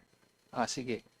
Okay, yun ang explanation, ASEAN. Baka lahat dito, ASEAN ang sagot, ha? Hindi po, hindi naman. Okay. Ang pinakamalaking paglaki, advertising expenses. So, 2025, 4.2 million ang budget for advertising ng PCO. Ang hinihingi nyo for 2026, 252 million. So, that's a 5,800% increase. Ano po, saan po mapupunta yan? O, parang alam ko na sasabihin mo. Ano?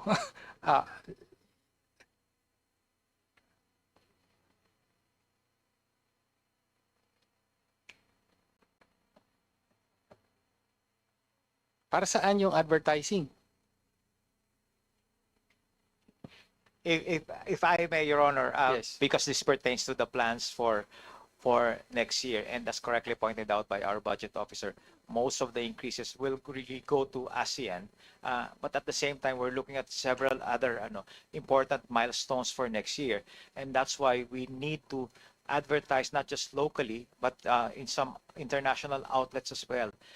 If I may be permitted to remind the committee, we are also aspiring to be a non-permanent member of the UN Security Council, and it will require a lot of lobbying, a lot of projecting our country externally on why we deserve to be nominated and elected. So are you telling me you will be engaging the services of a foreign advertising firm? No, Your Honor. No, To- Your Honor. Why is it classified under advertising expenses? Na intriga ako kasi this has to do with yung hinahabol na Security Council seat. Is that what you said? Yes, Your Honor. Oh, We need to produce in-house. We need to produce in-house those marketing content materials that we need to showcase in certain international road shows. And those materials are really classified under advertising. It's really more marketing campaign materials. Marketing campaign, in-house produced. Yes. Okay. So, Security Council, ibig sabihin kasama dito yung the human rights record of the Philippine government will be under scrutiny. So, I suppose yun yung ilan sa mga sasagutin nyo. Tama po ba? Parang ganon. Yes, Your Honor. We will follow the directions of the Department of Foreign Affairs in terms of communications here, as well as the Office of the Protocol, Presidential Protocol. So we will defer to them. We will develop the content in coordination with them and amplify the same in coordination Pwede with po them. ba, Madam Chair, mabigyan ng breakdown? Kasi napakalaki po ng hinihingi for all of these, in particular advertising, para malaman po natin exactly saan mapupunta ito. Your Honor, yes, we will comply. Okay, thank you. At huling tanong na po, kaugnay sa IBC 13, actually, tinanong to kanina ni Congressman Roman, pero gusto ko rin marinig. Ilang ulit yung sinasabi na over the years, binayaran na ng gobyerno yung utang ng private, ano ba tawag yun, John? Corporation. Yes, Your Honor. Ano ba to? Joint venture? What is the exact nature? Your Honor, this is a sequestered company Okay. from the late Ambassador Benedicto. Mhm. And a sequestered company, it fell under PCGG. And unfortunately, during the succeeding period, most of them were not paid anymore because they don't have any funds to rely on. There were no advertiser. Ultimately, the equipment became obsolete. Wala na pong mga palabas na magaganda, nawala na po yung mga outstanding shows ng araw like Todas, like Palibasa Lalaki, nawala na ho lahat yun, wala nang source. Kaya nag-multiply na ho lahat yung mga what was due to the former employees who have since retired up to 2022. Sinong private corporation po yung may utang sa mga empleyado? From what I know, sir, wala hong utang yung dating private corporation. But pagdating na ho ng PCGG and everything, mukhang naubos na rin yung mga sources. Kaya nung wala nang pumapasok na pera, nag-multiply na ho lahat yung mga unpaid. Sino po yung dating private corporation? The private corporation was IBC under the leadership of Ambassador Benedicto at that time. May we respectfully remind Sige, thank you. the Honorable Thank Nino. you, Madam Chair. We now recognize the Honorable Nathaniel Oducado for his interpellation. Thank you, Madam Chair. Thank you, Secretary, and thank you to the whole PCO family. There was actually a good question coming from Representative Tino, because on page 557 of the NEP, I saw that there was a huge increase of your advertising expenses. So in line with that, is this increase also congruent with the ASEAN Master Plan 2, which is also tackling every sector which and will promote a lot of the ASEAN goals. Yes, Your Honor. And is this breakdown fully following the ASEAN Master Plan too, or do we have a separate approach in promoting our ASEAN goals? It is aligned, Your Honor, but as we lead up to our hosting of the ASEAN, there are still a lot of working groups that are meeting, and there may be some refocusing of priorities there.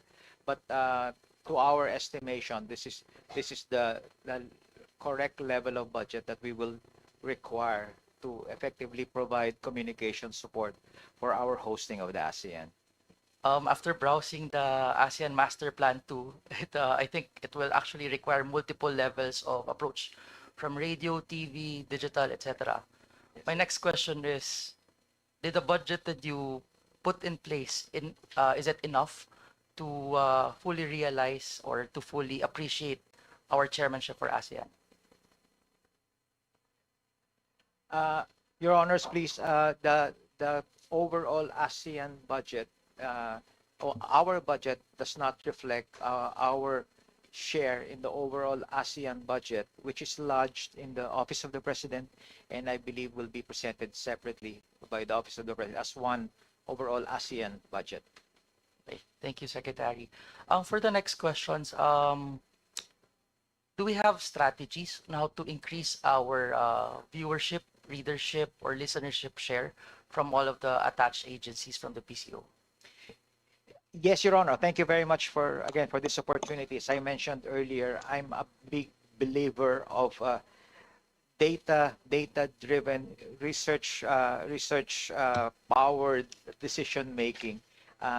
All of the strategies of all the agencies will from henceforth be based on what the data is telling us, what the people needs to hear, what they want to hear, and how do we address that, what types of messages would resonate well with them.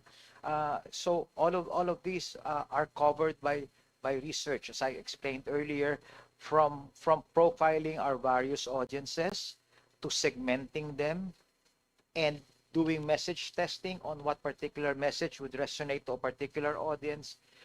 Those are the information, those are the data that will guide us in drafting the strategies for the whole PCO and for our attached agencies, with the end in view of synchronizing our narrative, synchronizing our messages to be more effective communicators. Last question. When it comes to radio, with an overall listenership rate of 9 to 12%, what's the goal and what are the key KPIs of the PCO to achieve it? Can I refer you to Director Dito? Thank you, Secretary.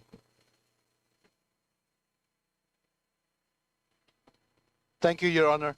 Right now, Radio Pilipinas, the flagship radio station in Metro Manila, is now hitting around 10 to 12% in the ratings, and this is the first time really that we have a double-digit rating, and we attribute this to the effective cross-platform strategy that we have with digital, because ever since we started digital operations and in line with our integrated approach, wherein all the social media platforms of the different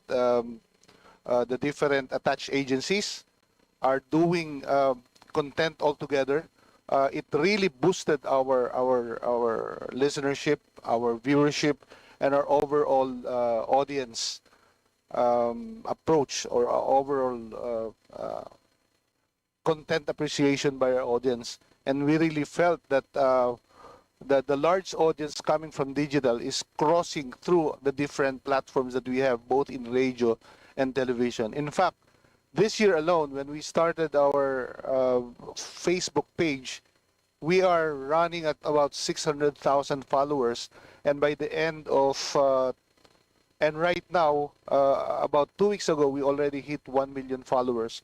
And this will really reflect on the kind of appreciation the audience is gaining now. So apart from all these cross-platform strategies that we have, we are doing our other strategies such as expanding our network, not just locally, but now we are already starting to plan for the creation of our own international news network, which will utilize the different communities of overseas Filipino workers, which will become our bridge for information so that we can come up with a better strategy of providing them information and also receiving information from their end from the different parts of the country. And this has been already successful. We've seen a lot of successful strategies that utilizes the overseas Filipino workers as bridge of information for our different content strategies, Your Honor. Thank you, sir. Congratulations again to Secretary Dave. We're happy to have you at the helm, and it's going to be a heavy year for you next year. So good luck and please do a great job. Thank you, Madam Chair. Maraming salamat, Your Honor. Thank you. Thank you, Honorable Aducado. The committee now recognizes Representative Nico Paul Daza.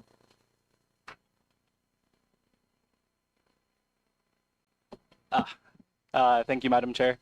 To my colleagues who are in attendance, our PCO family, and of course our other guests, maupay nga gabi sa aton nga tanan. I was listening to the discussion during the time of Kong Tony Roman's questions, and I would like to commend the PCO on fighting the good fight against fake news, because as we know, fake news is very pervasive and almost systemic now to social media and all forms of digital communication. However, I heard, correct me if I'm wrong, we respond to fake news only as fake news arises. So for me, this might be quite insufficient. So I want to ask if we follow any specific misinformation or combating misinformation frameworks. Do we follow any specific framework for that? Is there a strategy in place? Yes, thank you, Your Honor. Actually, I forgot to mention earlier that PCO fully supports the legislative initiatives of Congress to seek to combat misinformation across all platforms. No, and in terms of the systems in place, we have certain fact checking and verification processes in place. We have our media and information literacy campaign, and the digital governance and unified messaging platforms. So there is a system in place apart from the reactionary approach that we described earlier. Madam Chair, I'd like to thank the good secretary. Could we expound more on that and how we determine what constitutes as fake news?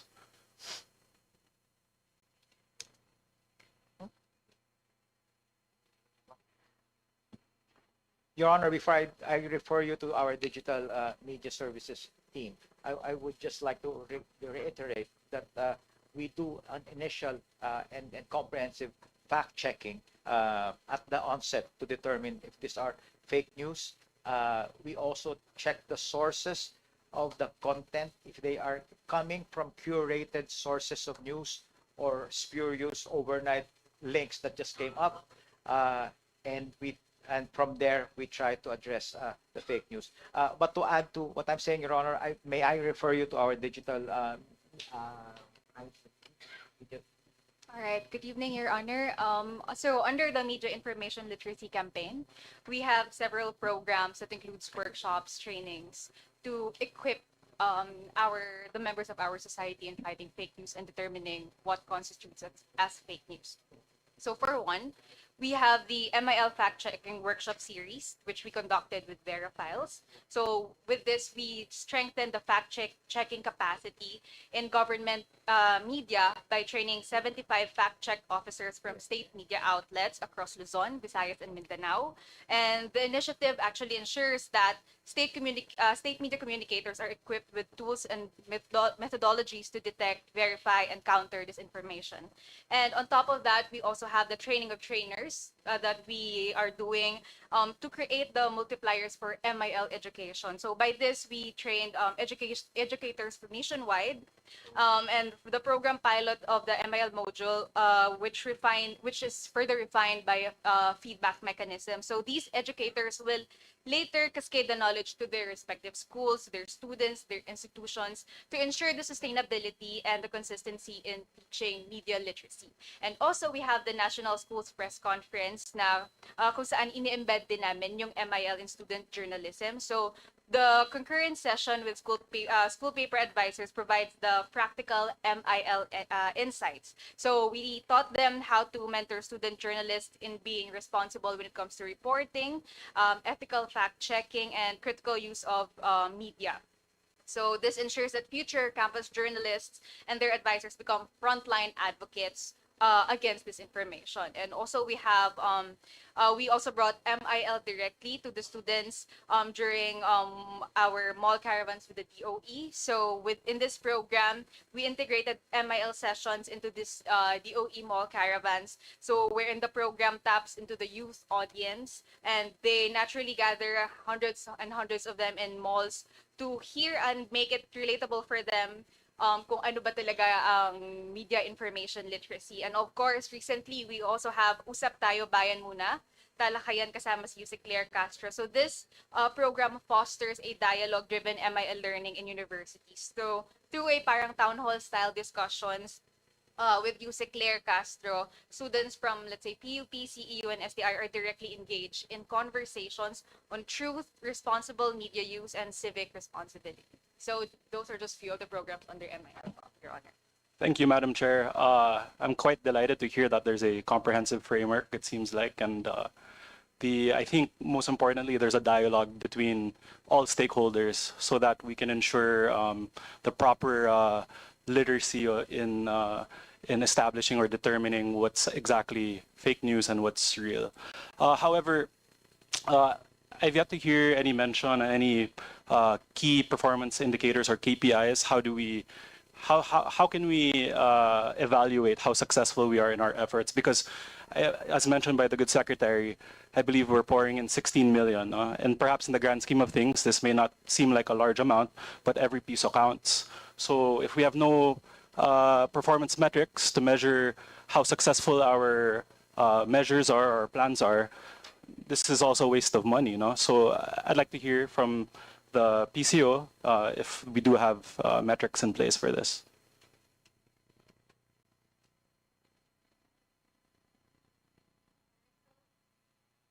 One of the metrics include, of course, the coverage of kung sino ba yung natatap ng programs namin, the number of students, the number of teachers, and everyone that's involved in the program. But I believe it's more important kung once the surveys come out when it comes to disinformation, how many Filipinos are still vulnerable to it. And from that, we work on kung how much more effort we have to exert when it comes to media information literacy. Madam Chair, is this a report that we could potentially get from the PCO? Could we be furnished the results of these studies? Yes, Your Honor, we'll provide the committee. And Your Honor. Great. Madam Chair, it's great to hear from the good secretary. And I guess in line with this, we also discussed IBC 13. No? Perhaps to play, I guess, devil's advocate in the spirit of journalistic integrity, because I heard from, I believe, director that hindi po tayo namimili. We try to highlight every congressman, everyone's work. But again, in the spirit of journalistic integrity, how do we ensure that there's independence and neutrality in the content that we push out? Because, of course, not saying that this is what happens, but we avoid ourselves from becoming, for example, a propaganda arm for the government. Yes, sir. As far as IBC 13 is concerned, sir, we are always in the forefront of, fighting fake news and misinformation. When I said earlier that we try to combat fake news against factual, in Congress TV, any news that tends to malign or to sort of insult the activities of Congress, we what we do is we present the actual footages of what's going on in Congress, and this being done by our SOCMED people and reporters, because they're the most qualified to show what is being peddled as fake versus what is being shown on TV during deliberation, during plenary session, and during fact-finding activities, Your Honor. Madam Chair, to follow up on that, who determines this? Is there a process for how you decide? Your Honor, we do not opinion. I mean, all our reporters are tasked to report factual. They are not opinionated. Even if I don't interfere in their news, but they are trained to make sure that their news are factual and none of their personal opinion is embedded in whatever they report. Kaya actual ho lahat ng ano ho nakikita rito sa plenary session, sa mga committee deliberation, nilalabas ho namin ng live. Tapos ho, meron ho kami tinatawag na Congress at Work na sinasummarize naman namin ho every Saturday. Okay, Madam Chair, that's actually my last question. I would like to thank the PCO family, Secretary Gomez, and all those who spent their time with us today. With that, Madam Chair, I yield my time and the floor. Thank you. Thank you, Madam Chair. Thank you, Honorable Assistant Minority Leader Daza. The committee now recognizes Representative, the last interpellator for the second round, for the first round, sorry. For the first round, sorry. We now recognize the Honorable Rufus Rodriguez for his interpellation.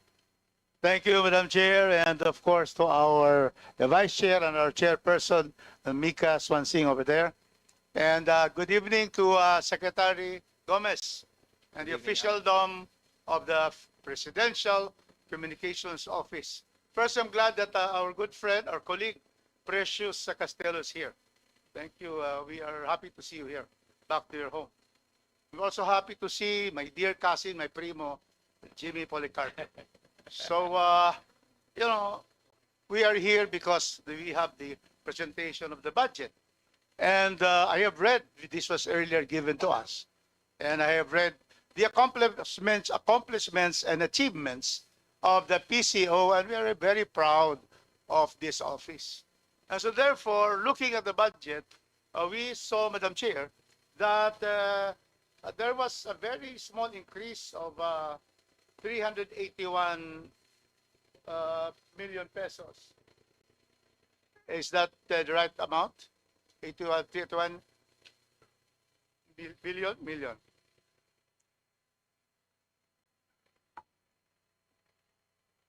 381 million. Yes. So may I know first, what was your proposed budget for 2026? And the NEP has only given you 2.5. We know that this difference between your proposal and what the DBM has submitted to this committee.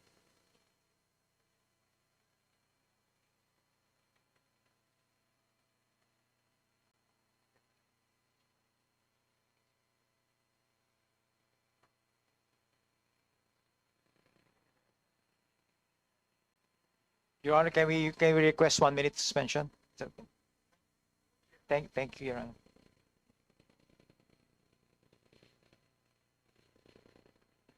Committee suspends the hearing.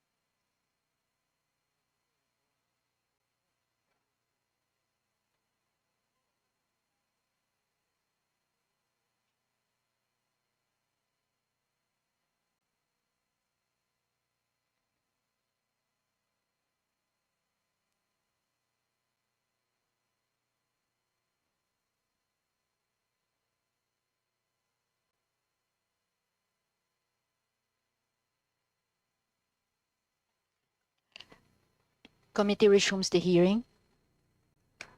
Your Honor, thank you. Thank you, Madam Chair. Thank you for the 1 minute suspension.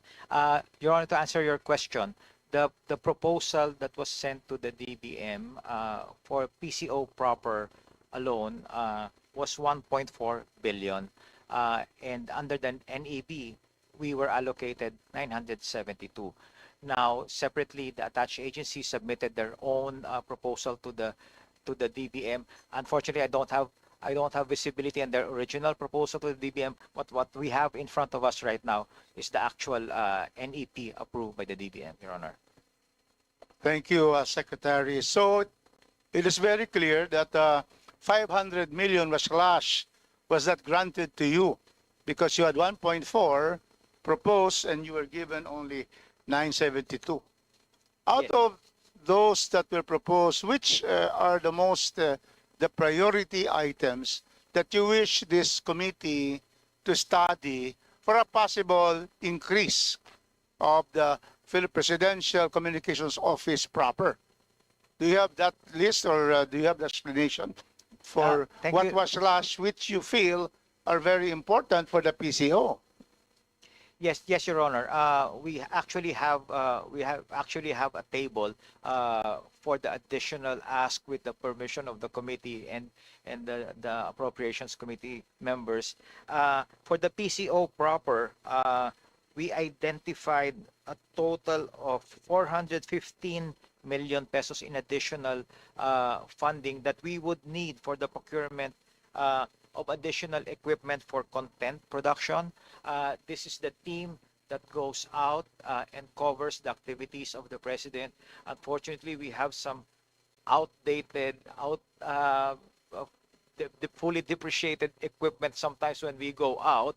And as you may have noticed, the president is actively going out and visiting projects, visiting communities, and we deploy teams in all the activities of the president, and we need some equipment support in that regard, and that only amounts to around 80 million for the entire year. This equipment will also be used again. Sorry to reference the ASEAN, but for coverage in the forthcoming ASEAN hosting. For the other departments, we are happy to share with the committee this list of additional asks, Your Honor. But if I may just point out, most of our capital outlay are really allocated for ICT, or information communications technology. We hardly have any budget for infrastructure repair or facilities improvement, and our state media badly needs infrastructure rehabilitation, especially, again, to reference the ASEAN. We will have state media visitors from other ASEAN countries, and when we show them, sadly, our state media facilities, they are in bad need of repairs and rehabilitation, Your Honor. Thank you, Secretary. Madam Chair, so you are asking for 80 million for equipment, right, to cover the president? Equipment So for there's the first PCO one, proper. 80. Yes, How Your Honor. much will it cost for your digitalization of your services that you just mentioned, so that you will upgrade your digital infrastructure?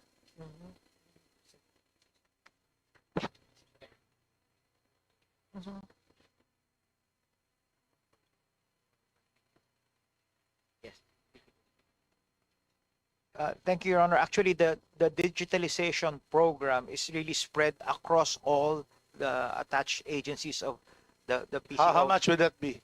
So, for example, for PTV4, it would cost around 1 billion pesos to purchase additional digital television transmitter to broaden our reach and to digitalize PTV4. For IBC 13, they are requesting for capex digitalization of 300 million.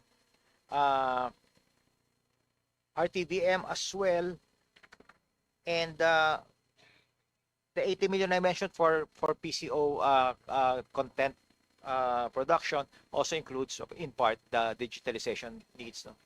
Thank you. Madam Chair, can we request the Secretary to submit to the committee what are the real priorities, the items you feel should be included in 2026 to make you really be able to especially to cover properly our president and also the improved digitalization. So can you submit that? Yes. So offhand, I can see that your proposed budget was reduced by DBM Yes. to the amount of 400. About that much probably would be amount, Madam Chair, to be able to restore to the PCO. Thank you. So my next question is to my primo. You will reduce by 963 million. Why is this so? Your This Honor, year, you have 1.1 a billion, but then now you only have only 136 million was given. 128 million, Your Honor. Yes. Why? But you have to consider that's only for personal services. This Because one? that personal services, because MOE operations, we need to pay power companies, we have to pay water, we have to pay taxes, local taxes. Because for your mention, Honor, we paid all our realty taxes, kaya wala ko kami utang. Very good. Yeah. So here is the second page because I look at your first two pages and it says here your current current budget for this year 2025 is 1.1. That's right, Your Honor. Yes. Because we need 300 million to further digitalize around 9 stations. But what was That's by given law, but what was given is It's only only- 128 million. it's 136 here. Oh, I'm sorry, sir, The 136. 136 we follow what is From stated there. NEB, sir. That's right, sir. I stand Yeah. corrected. IBC 136. Yes, sir, I stand So corrected. you lost sir. 963 million from this year's budget. Where's that? Your Honor, our budget, our budget request is 1.5 billion. Yes. That includes personnel, MOE, CAPEX for digitalization, reorganization, balance. As I've said earlier, Your Honors, we have a program which was approved in previous administration, in previous years, the two-tier retirement program. We were given only one half of what we needed, which will be paid to this year, and the other half for next year. This will eliminate totally and save us 89 million a year. Kasi covered kami ng CBA. Pag nawala na yung CBA, nawala na yung existing corporation at talagang government na, we will be needing less next year. On 2027. President and CEO Jimmy, so what would you want our committee to restore in your proposal, which were removed by the NEP? Your Honor, we need around 1.1 billion more. From the That's President. too much. We have a problem. At 1 billion, we don't talk billions here Your Honor, because we don't have that kind of money. So Your Honor, yung basic talaga, like we're saying, mga 400 dun sa kwan. So let's be realistic. Kung na yung 1 billion, Jimmy, di talaga papasayan kay Speaker. Your Saka sa Honor, we chairman. need at So least yung ano lang, how 900. much? Yung We need medyo at least- basic lang talaga. Na, basic, Your Honor, we need 47 million for MOE operation, okay, 47 plus 300 million to continue with digitalization. 347. That's dictated by What law. else? And then reorganization balance of 428 million. Only the first two.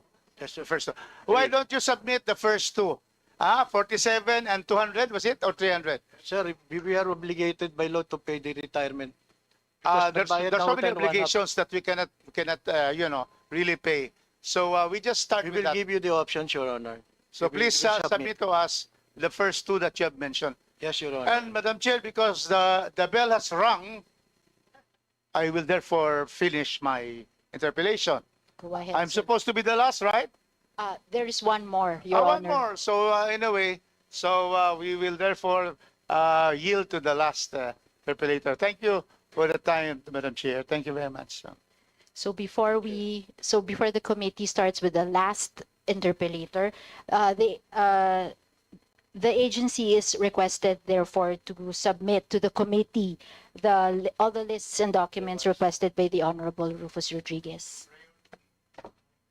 The priority items It as will be our specified pleasure, by. Your Chair, Madam Chair. Okay. For the second round and the last interpolator, the chair recognizes Representative Tony Boy Roman for the last interpolation. Thank you, Madam Chair. I wish to turn to the General Manager of People's Television Network because you've been quiet. But I'm just trying to understand the relationship within People's Television Network and IBC. I understand at one point Congress TV was under People's Television Network. Is that correct? Yes, sir. And That is correct. Madam Chair, since it was under the People's Television Network, I would assume that there was a budget. You had a budget for Congress TV. Is that correct? Yes, sir. That is correct. Will you confirm that in 2024 you had a budget of about 175 million pesos for Congress TV? Your Honor, I am basically new. I was just appointed last July 31. So before me, and I think there were about five GMs before me. So I'm not really aware of that. So I would just like you to refer you to our finance OIC. Sure. Thank you, Your Honor. The committee suspends the proceeding. Committee resumes. Good evening, Your Honor. Okay, so in 2020, Madam Chair, before she proceeds, can you please state your name and title for the record? yes, I am Monette Mingos, Officer in Charge of the Finance Division of PTNI. Okay. So for our 2024 budget, we were given 179 million additional subsidy in 2024. And this was intended for, the breakdown of this was 75 million for the Congress TV production program and 101 for capital outlay. So that was what was given to PTNI. The 75 million for Congress TV, I would, part of it was expended. Yes, yes, Your Honor. And Yes. what happened to the balance? Was it turned over to IBC? No, Your Honor. The balance is still with PTNI, and since the transfer of the Congress TV program to the other network, we were advised to seek first the proper authorities as to how to address or how to utilize the remaining budget. So it's still with us. Madam Chair, I'm just trying to understand. If that budget was allocated for Congress TV and Congress TV has since been transferred to IBC, why wouldn't you give the budget to IBC? It was given to us as a subsidy, and it was provided as a form of MOOE to us. There was no, at the start, it was not specified that it was to be devoted to a certain, like for Congress TV. So that's the gray area from our part. It's a gray area because when PTNI receives subsidy from the government, it is usually devoted to our operating expenses, and we do not return any amount from it. So this is the first time that we are having this kind of subsidy wherein we have to provide for a certain project from the Congress. That's why we still are we still need clarification as to are we supposed to return it or are we supposed to utilize the balance. Madam Chair, who would clarify and address that issue? Right now, we have asked the DBM, but the DBM has advised us to seek clarification from Congress. Clarification from us concerning that. Specifically from the one who provided us, from the former chairman of the Committee on Appropriations. So we're actually in that direction. We're Okay. trying to find out. And you have reached out to to the Committee on Appropriations to get that clarification? Not really yet, not formally yet. When are you planning to, formally request clarification? We will do it right away, sir, now that it has been raised on the table. Eh, We will do our best to And, address. and Madam Chair, to President Jimmy Policarpio, do you want that fund from People's Television Network? Let me explain, Your Honor. When I was called by the Office of the Speaker to handle Congress TV, we immediately started October 1 of last year, in spite of the absence of a formal budget for that purpose, because we believe in assuming the responsibility of what should be diversified or be spread to all people, what Congress was doing. I think at that time kasi ho, medyo nag-ano-ano ho kasi marami mga negative eh. Kaya sabi ko sa staff ko, no, we'll start immediately. We started October 1. But President Jimmy, you want the funds from People's Television Network, correct? With the indulgence of the committee, Your Honor, I will not oppose. My next question to, Madam Chair, my next question to People's Television Network.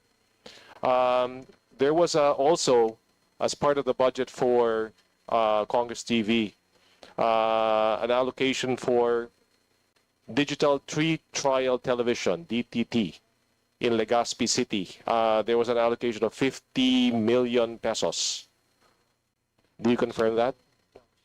In 2024?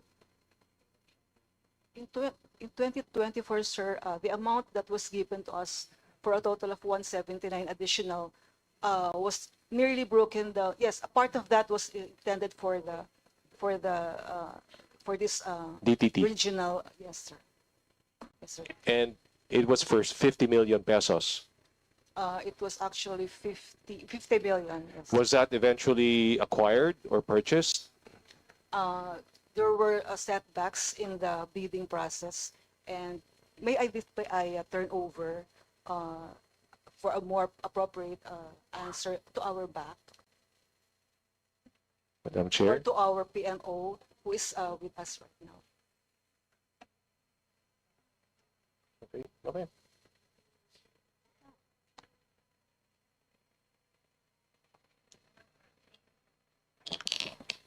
The committee recognizes the back officer. Please state your, and the PMO, please state your name and designation, sir. Yes, good evening po. I'm Darius de la Cruz, Overseer of Project Management Office of PTV4. So it's regards to DTT Legazpi project.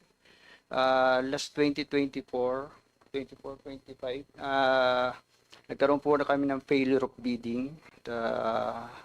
Then we study again the mandatory review, mandatory review for the project. And as of now, we are on the So, ngayon po nasa kami sa pre-procurement process ng project ng Legazpi. So, hopefully before end of this year, the project will award to the participating bidder, sir. So the 50 million pesos is still intact?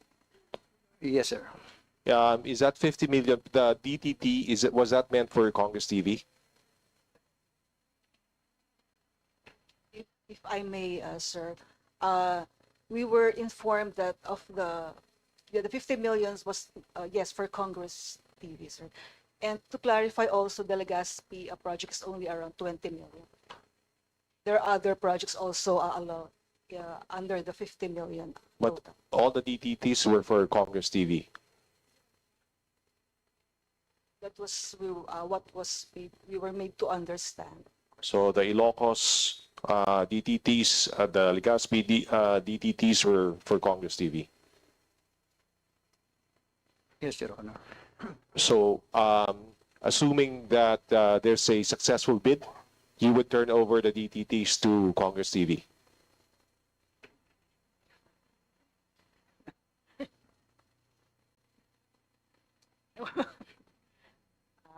We cannot, I cannot properly reply, but maybe our GM. Why is it that you can't reply or you can't explain?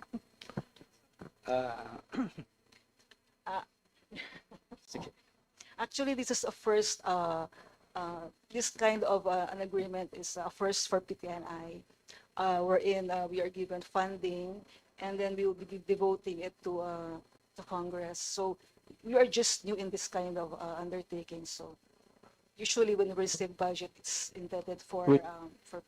Well, the reason, Madam Chair, I'm asking this line of question because I see the disparity in the the budget asked by IBC and what was proposed. So from my point of view, IBC needs all the help it can get from the previous allocation that was intended for Congress TV. And also that would include the DTTs, which is part of the digitalization initiative. That's why I'm asking these questions. Apparently, the resource persons are unable to explain exactly who would eventually get the DTTs and who would eventually get the amount left over with the People's Television Network, and that they need to basically seek guidance from the Committee on Appropriations of Congress. You know, so that's why I'm asking these questions. But I have nothing further, Madam Chair.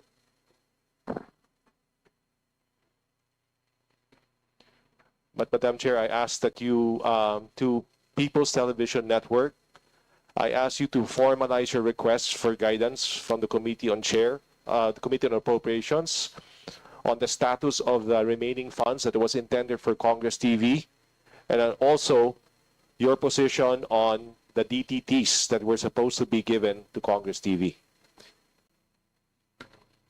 Yes, Your Honor. Thank you.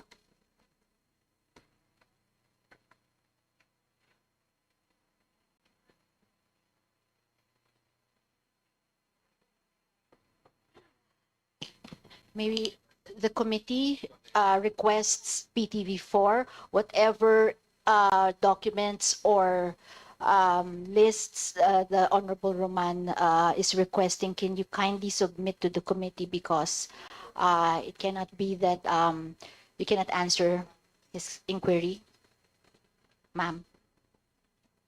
Yes, Your Honor. Unfortunately, I'm sorry, but there was no clear turnover from the former GM to me, so I'm still at the loss, and I'm just still studying how the system goes with PTV4.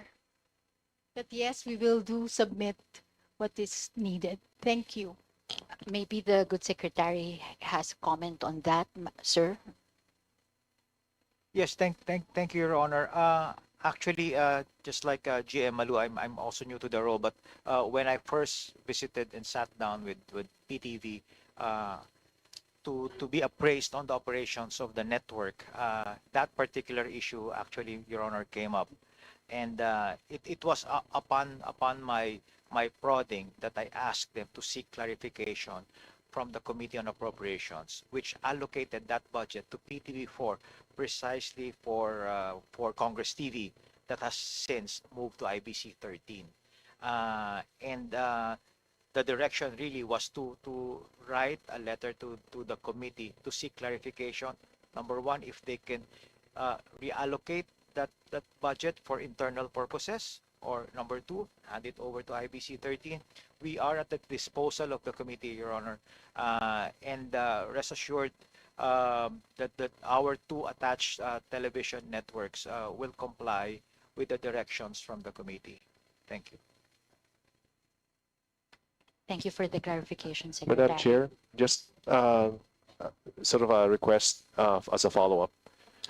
When the formal request for guidance from the Committee on Appropriations is submitted, can you attach all relevant documents showing how much was the allocation for the People's Television Network, and all other relevant documents after that. Yes, Your Honor. Thank you.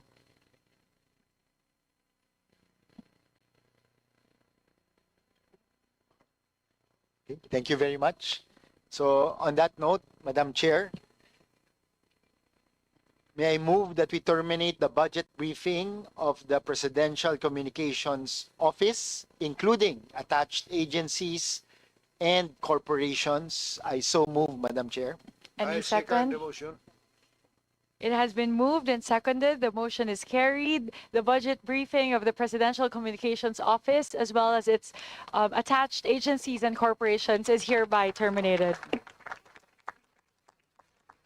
Thank you very much, Secretary Dave Gomez, and to the whole PCO family for the time and all of your invaluable inputs. Again, thank you for being here despite the work suspension, and thank you for staying until 8:30 in the evening. We truly appreciate your inputs, and you're in very able hands with Vice Chair Queenie Alexandria Gonzalez sponsoring your budget. So if there are any more discussions that need to happen, please feel free to do so before we head to the plenary. And if there are any requests from the part of the agency, please submit those as soon as possible. So it can be submitted for the consideration of the Budget Amendments Review Subcommittee. Sir, congratulations. Yes. Thank you very much, One Madam Chair. final- Thank you to the committee. It's our pleasure to be here. Thank you very much po. Thank you Maraming very salamat. much. Yes. One final motion, Madam Chair. Yes, May I SBC move that we Garcia. suspend briefing and resume on Wednesday, August 27, 2025 at 9 a.m. I so move, Madam Chair. I second the motion. It has been moved and seconded. The briefing is hereby suspended and will resume tomorrow, Wednesday, August 27, 2025 at 9 in the morning. Thank you to all of our House members and members of the Committee on Appropriation for being here today. Thank you very much, everyone, and see you tomorrow, 9 a.m.